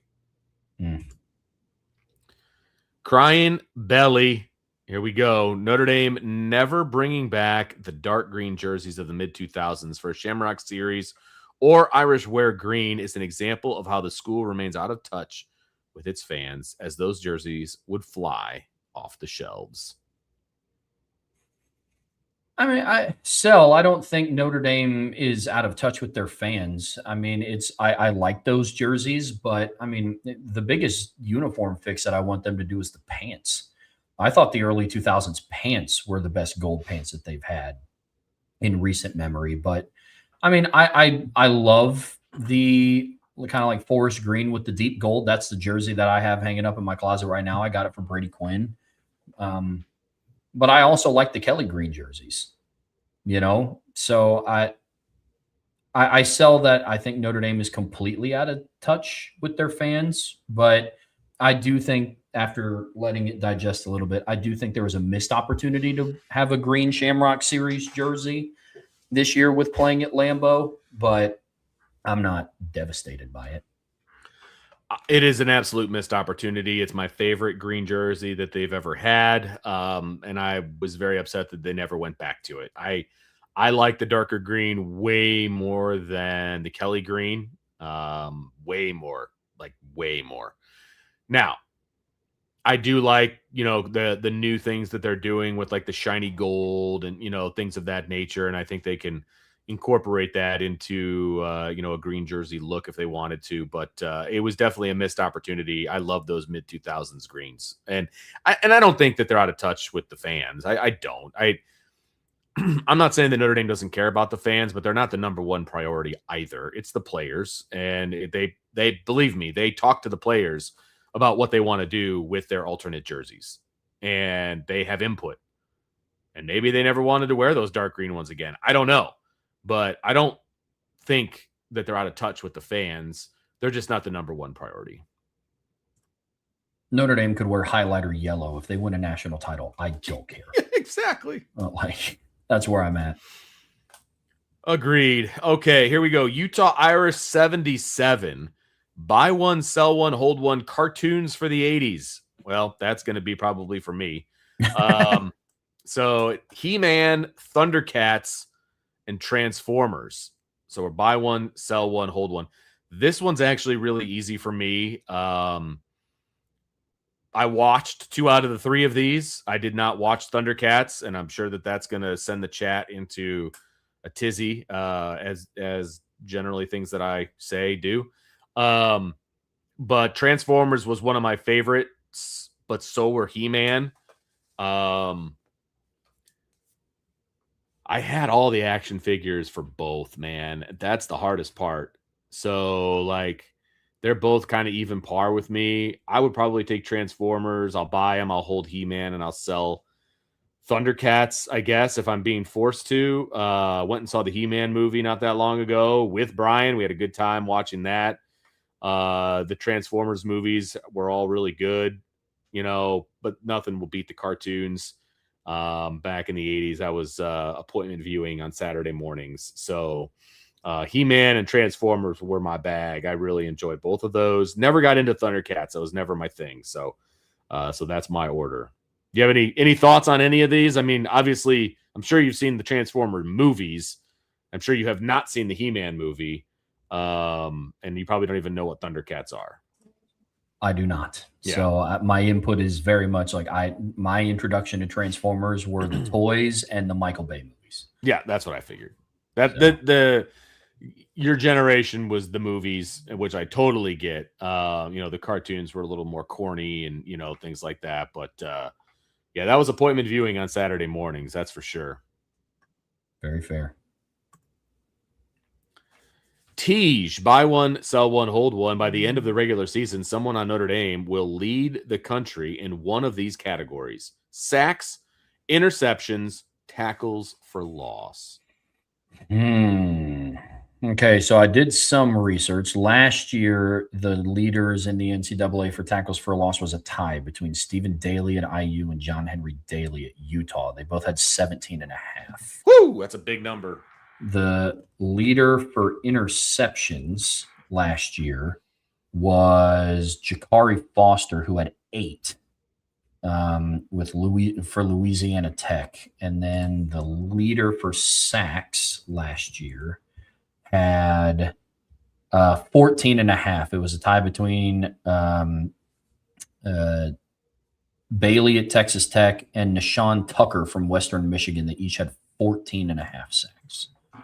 There is something that all of those people outside of Texas Tech have in common. They all play for a group of 5 teams. Mm-hmm. That's the biggest thing is I mean, if we're talking just in the P4, I mean, in general, like if I were to go with something that's the most probable, I will say, I will buy tackles for loss, I will hold sacks, and I will sell interceptions. Here's why I'm selling interceptions. I don't know if we're going to see one dominant player in Notre Dame secondary with all of the interceptions. Kind of like how in 2023 Xavier Watts had 7. And like last year it was, Leonard Moore had 5, Tay Johnson had 4. I think we're going to see a little bit more of that this year, but I think it'll be more like, Leonard Moore has 3, Christian Gray has 3, DJ McKinney has 3, and Tay Johnson has 4, Don Schuler has 2. I think it'll be more so that. So the overall secondary might lead the country in interceptions. Bingo. I don't think one individual player will. So that's my rationale for selling interceptions. Yeah, I get that one. All right. I wanted to, like interception was the one I was like, we really want to sell that one. But like, I think that they'll lead as a team. I don't think they'll lead individually. I think they'll lead as a team because I think teams are going to be throwing against Notre Dame a bunch towards the end of a game. But I also don't think the starting secondary is going to be in there. But as a team, they'll be able to get those picks. You know what I'm saying? So I'm with you on that. If we narrow this down to Power 4, I think Notre Dame has a good chance of maybe having somebody win the tackles for loss area. It's just when you add in those group of 6 teams who are playing teams that they can really rack up stats against, that's where I have issues with them leading the country, right? So if we narrow it down to Power 4 only, I would buy tackles for loss, I would hold sacks, and I would sell interceptions. Yeah, I mean, to your point, you go and you look at the national leaders from last year. The leader in overall interceptions was Southern Miss. In second place was Arizona, tied with Louisiana Tech with 22. Then it was Notre Dame. Behind Notre Dame was Fresno State. Then Indiana was 6th. Yeah. And it took them 16 games to get there. I mean, you could do the same for tackles for a loss. I mean, you look at tackles for loss last year. This one was a little bit more P4 heavy, but most of them were teams that played in the playoffs. Indiana played in the playoffs. Oklahoma played in the playoffs. A&M, Texas Tech, Miami. And then you have East Carolina with 101 tackles for a loss as a team. Yeah. So I'm with you there completely. Ballpeen Shillelagh with a buy-sell hold. Time has gone by quickly for Armel Mukam. I can't believe he's already a senior. That's him speaking. To make the most of his decision to remove his name from the portal, he must, quote, break out, unquote, this season to become at least a consistent rotation guy, as otherwise he'll be passed up his 5th year. Yeah, I buy that this is a big season for Armel. You made the decision to come back to Notre Dame for a reason. They bring in Charlie Partridge. He's rejoining with Jason Onye, who got granted a 6-year of eligibility. They bring in the 2 portal players, but the talent coming in behind him, you're not going to fend off Christopher Burgess forever. You're not going to fend off Elijah Golden and Tiki Hola forever. And, Davian Dixon and Sean Sevillano both had really good springs. So I buy that he has to have some sort of a breakout this season. I will also go on to add, I think he will break out this season. We're talking about a player who's gone from not playing a whole lot of snaps to now I think he's going to be a key part of the rotation. I mean, he was, after Jason Onye got hurt in the spring, Armel Mukam was the other first-team defensive tackle alongside Tion Gray. So I absolutely believe this, but he came back to South Bend for a reason, and I see him having a really productive season this year. Yeah, I'm a big fan of Armel. I think that was a huge, I call that a portal pickup for Notre Dame because he was in the portal and they convinced him to come back. And I think they wouldn't have done that if they didn't think that he was going to be able to contribute. They didn't bring him back just to be a drain on the NIL. You know what I mean? So I think he's a big pickup. He's a big body. I love the number 88 on the defensive line. I don't know why. But I think he's going to be in the rotation. He's not going to start, I don't think. But I think he'll be in the rotation. I think he'll make his mark. And we will look back once this season is over and be like, you know what? Good thing he came back from the portal. Without a doubt. I mean, you go through and you look at what he did last year, and they tried to force the issue a little earlier. He played 2 snaps against Miami. Didn't play any against Texas A&M on defense, which I thought was pretty shocking. He played again against Purdue, but only 5 snaps, only 6 against Arkansas on the road, 1 in each of Boise State and NC State. Then it really started to ramp up. He got some meaningful snaps against Navy. He played 21 snaps against midshipmen, but then 11 against Pitt on the road, 12 against Syracuse, and then 10 against Stanford on the road. And then in 24, he played 60 snaps, but it was all in blowouts. Didn't see him in the postseason. So, yeah, I'm with you. I think he'll have a good year this year. Yeah, and he doesn't need to like break out as in being like a national powerhouse guy. He just needs to be in the rotation. He needs to do his job. That's all I need him to do. And that's a breakout for him. If that's what he does, like that's fine. It just depends on your definition of breakout. Ball Peen Shillelagh, Elijah Hughes was that steady rotation guy last year. There are many talented individuals in the defensive tackle room this year, and competition should be fierce. That said, Hughes takes a step up this year in his game and becomes a leader in the defensive tackle room. I definitely think he has the potential to become a vocal leader.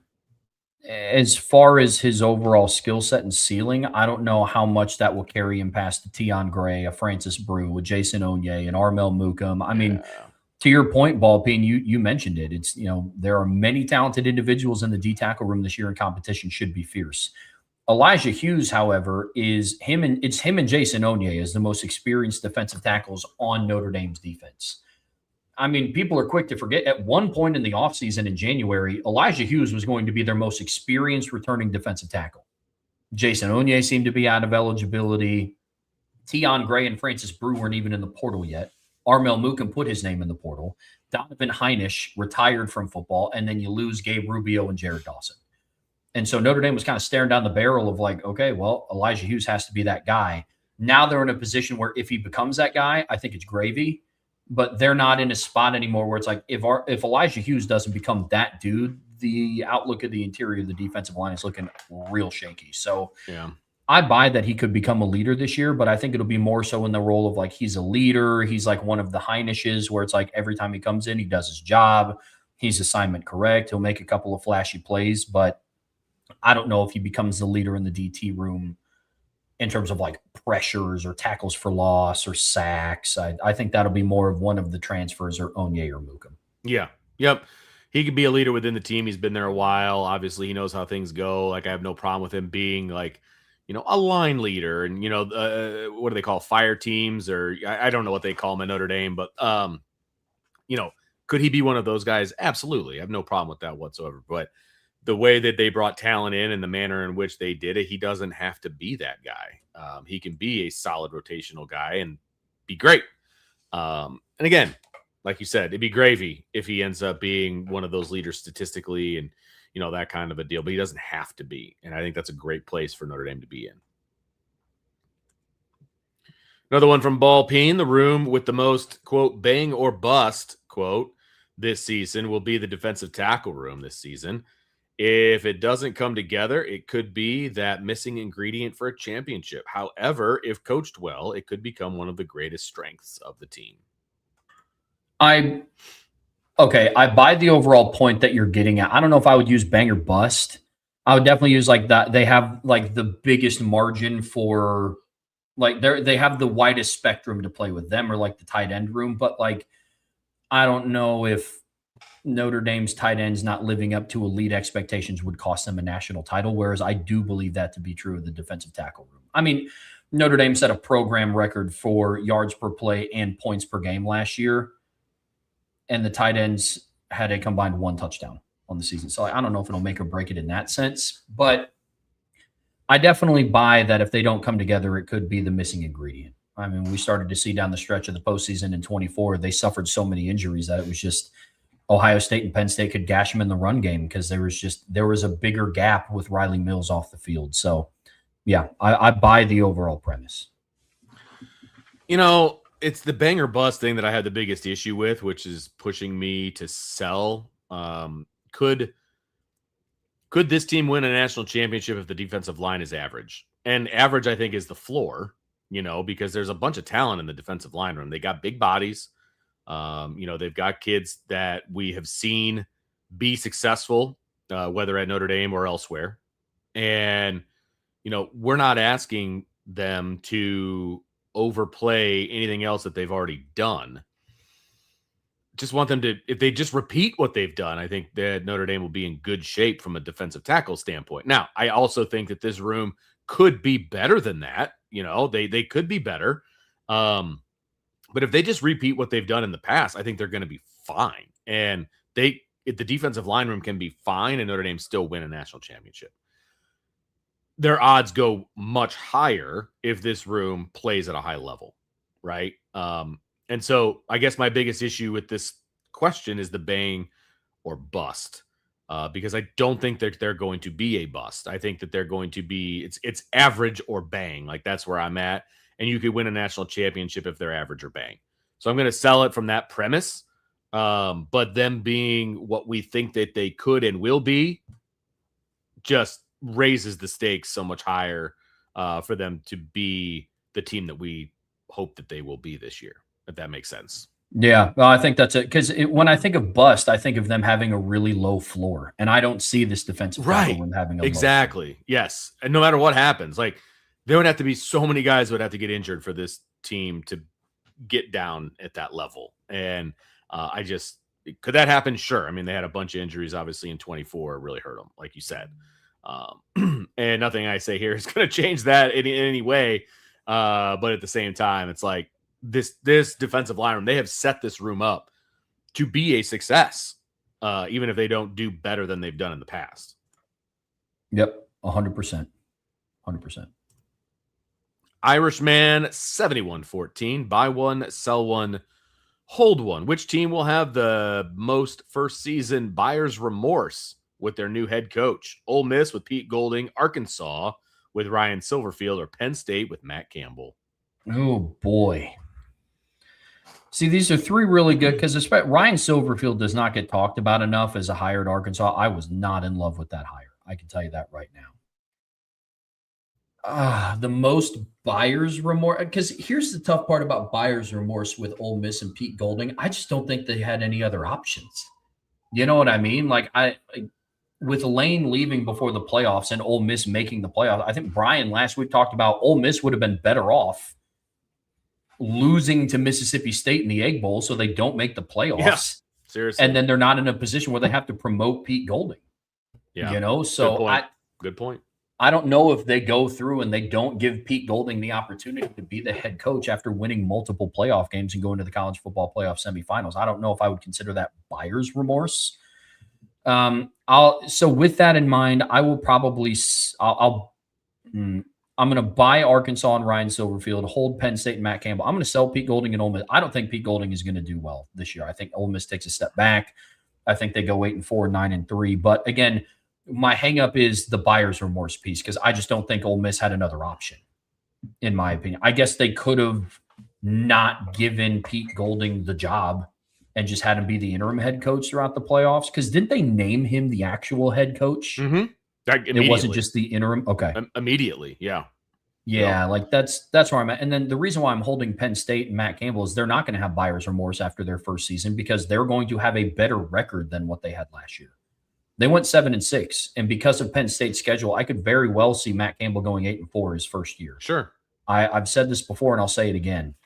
I think Penn State fans are going to get a very bad false sense of hope and a false sense of confidence around year one with Matt Campbell because their schedule is very, very, very, very, very weak. I think so. The buyer's remorse thing, I think Ole Miss is going to have the biggest buyer's remorse. Like they're going to be like, what? Why did we do that? Like what? Because I feel like Ole Miss is going to come back to the pack. Trinidad Chambliss is a good player, but he also had really good offensive coaches in his ear. And I think that's super helpful. Now, Grant, look, he won a D2 national championship, made it to the playoff once. I get it. All the things that he's been able to do, I get it. I just think his stock starts to go down just a little bit with a defensive coordinator as his head coach. And so I think Ole Miss is going to have the biggest buyer's remorse in year one because I think they have high expectations for what Ole Miss is supposed to be. That's fair. Yeah. I will hold Arkansas because I think 3 years down the road, they'll have the most buyer's remorse. But could they be any worse than they were last year? You know what I mean? So like, I don't think they're going to have buyer's remorse right away, but they may 3 years down the road. So that's my order. I think I'll buy Ole Miss. I'll hold Arkansas, and I will sell Penn State. I think Penn State fans, it's going to be interesting because if they do go 8-4, Penn State fans aren't going to be happy about it, but they've got the best head coach of the three. You know what I mean? And so I don't think they're going to have buyer's remorse, but they'll have a better season than they had the year before. You know what I mean? So I guess that's where I'm at with those three. The SEC did not do Ryan Silverfield any favors either. Have you seen Arkansas' schedule? No, Dude. I have not. So they're out of conference. They have North Alabama and Tulsa, but then their third out of conference game is on the road against Utah. And then they're in conference. They have Georgia at home, Texas A&M on the road, Tennessee at home, Vanderbilt on the road, Missouri at home, Auburn on the road, South Carolina at home, Texas on the road, LSU at home. The only time all season they have back-to-back home games is Georgia and Tulsa. One of their out-of-conference games is at Utah. Their road games are Utah, Texas A&M, Vandy, Auburn, and Texas. That's a tough ask for a guy going into year one. Yeah, and the way they finish off the season too, obviously, is going to be tough. Yeah. Whereas Penn State this year, they have let's see, load please. They have their out of conferences Marshall, Temple, and Buffalo. And then they have Wisconsin, Northwestern, USC, Michigan, Purdue, Washington, Minnesota, Rutgers, Maryland. They don't play IU. They don't play Ohio State. They don't play Oregon. Like, that's why I'm saying I think Penn State fans will have a very false sense of hope and confidence around Matt Campbell's future in Happy Valley. Yeah, I mean, it could be a 10-win season. Literally. They'll be dancing in the streets because, we got rid of Franklin, and, he'll probably go 500 this year. But the arrows will be pointed a little bit differently. You know what I mean? So, yep. Yeah. 100%. All right, Irishman. Here's another one. Who will feel most satisfied in a buy one, sell one, hold one? We got Auburn and Alex Golish, Michigan State with Pat Fitzgerald, or Virginia Tech with James Franklin. I'm gonna jump into this one first. Like I said before, I love the conversation you guys had about Virginia Tech and James Franklin. I think that this is a much better pairing than James Franklin at Penn State. I think he's going to be able to do some damage there. They may not feel most satisfied at the end of this year, but I think people are really going to warm up to James Franklin, and I think that they're going to really like him in Blacksburg. I got to say, I'm high on Pat Fitzgerald to Michigan State. It's not going to be – they're going to have to be patient, obviously. It's not going to happen overnight, but I think that's a good fit. I think Pat Fitzgerald is a good fit in the Big Ten. I think he's a good fit at a school that has some tradition to it that could potentially be something. He's going to have support there to win. They want to win at Michigan State. They do. They just haven't had a coach that can get him there, and I think Pat Fitzgerald could get him there, and I think he's a good coach. I like Pat Fitzgerald. I think that's a good marriage. I like the Michigan State Pat Fitzgerald marriage, and I'm very interested to see what that looks like moving forward. And another reason that I would love for Notre Dame to play Michigan State more often. I just don't have an opinion on Alex Golish and Auburn. I know they've done some shady stuff on the recruiting trail and things like that, but whose hands are completely clean on the recruiting trail? You know what I mean? Like that kind of a thing. So I don't really necessarily hold that against them per se. I think being in the SEC, Auburn's going to have a tougher go at it. So I don't know that Auburn fans are going to feel the most satisfied. I think Virginia Tech fans are going to feel the most satisfied. So I will buy James Franklin and Virginia Tech. I will hold Michigan State and Pat Fitzgerald, but I think that could potentially flip after a couple of years, just depending. We'll see how it goes. And then I'll sell Auburn and Alex Golish. The thing about the Big Ten is for a lot of these teams, you're only as good as your schedule. And to your point about Penn State's schedule this year, it's going to make Penn State look great. because they play nobody. You get a schedule. I can't think of anybody off the top of my head. Like USC schedule's tough. You get a schedule like USC. They might not look as good. You know what I mean? And so it really depends on what kind of schedule Michigan State can get over the next few years. If they can get some momentum and they can get rolling and they can get a couple of easy schedules here over the next couple of years, they could make some noise. The ACC will always be easy, and Virginia Tech should be able to capitalize on that. So that's my order: Franklin, Fitzgerald, Golish. No, I like it. So this is I like the coaches that you picked here, Irishman, because I think the answer is different for every single year.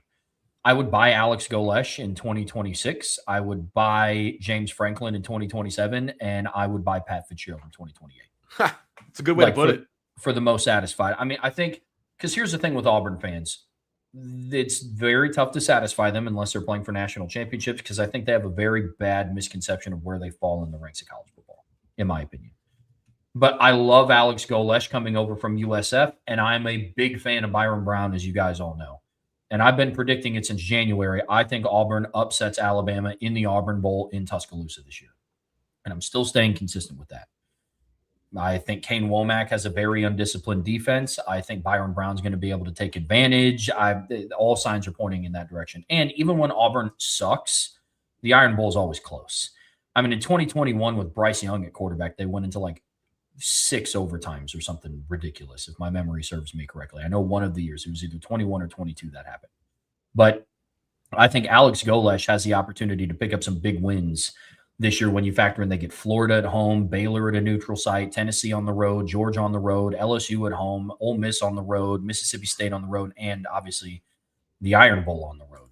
I think he'll pick up a couple of big wins in that to where it'll leave Auburn fans like, hey, we might have something cooking here once he gets his feet under him. I think Virginia Tech and James Franklin, year 2 for him going into 27, they could be sneaky ACC title contenders. He'll just need a season to get his bearings. And then Pat Fitzgerald, I think, kind of has the most to kind of make up ground on. I mean, Michigan State hasn't had a double-digit win season. I don't even think they've had a winning season since 21. So I think Pat Fitzgerald has the longest to go. I like the coaching staff that he brought in. I just think that the disparaging gap this year, with Michigan State is – I can see him beating Toledo and Eastern Michigan. They're going to lose to Notre Dame. And then some of the top-end Big Ten teams you play Washington, you play Oregon, you play Illinois, who's a decent team, you play Wisconsin on the road, who I think is going to be due for a bounce back. So that's where I'm at. So that's where I would buy him personally. But it'll be close, man. It'll be really, really close.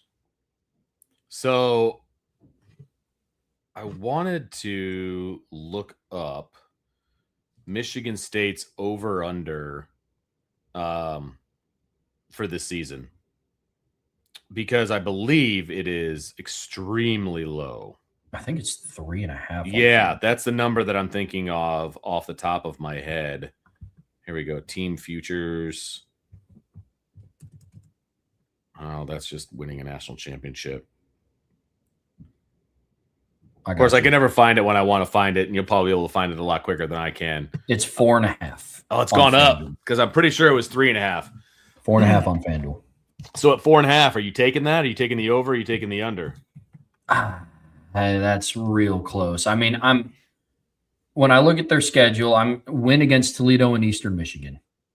So now you have to find 3 more wins in there between on the road against Notre Dame, home against Nebraska, on the road against Wisconsin, home against Northern Illinois. Let's say they beat Northwestern to give them that 3rd win.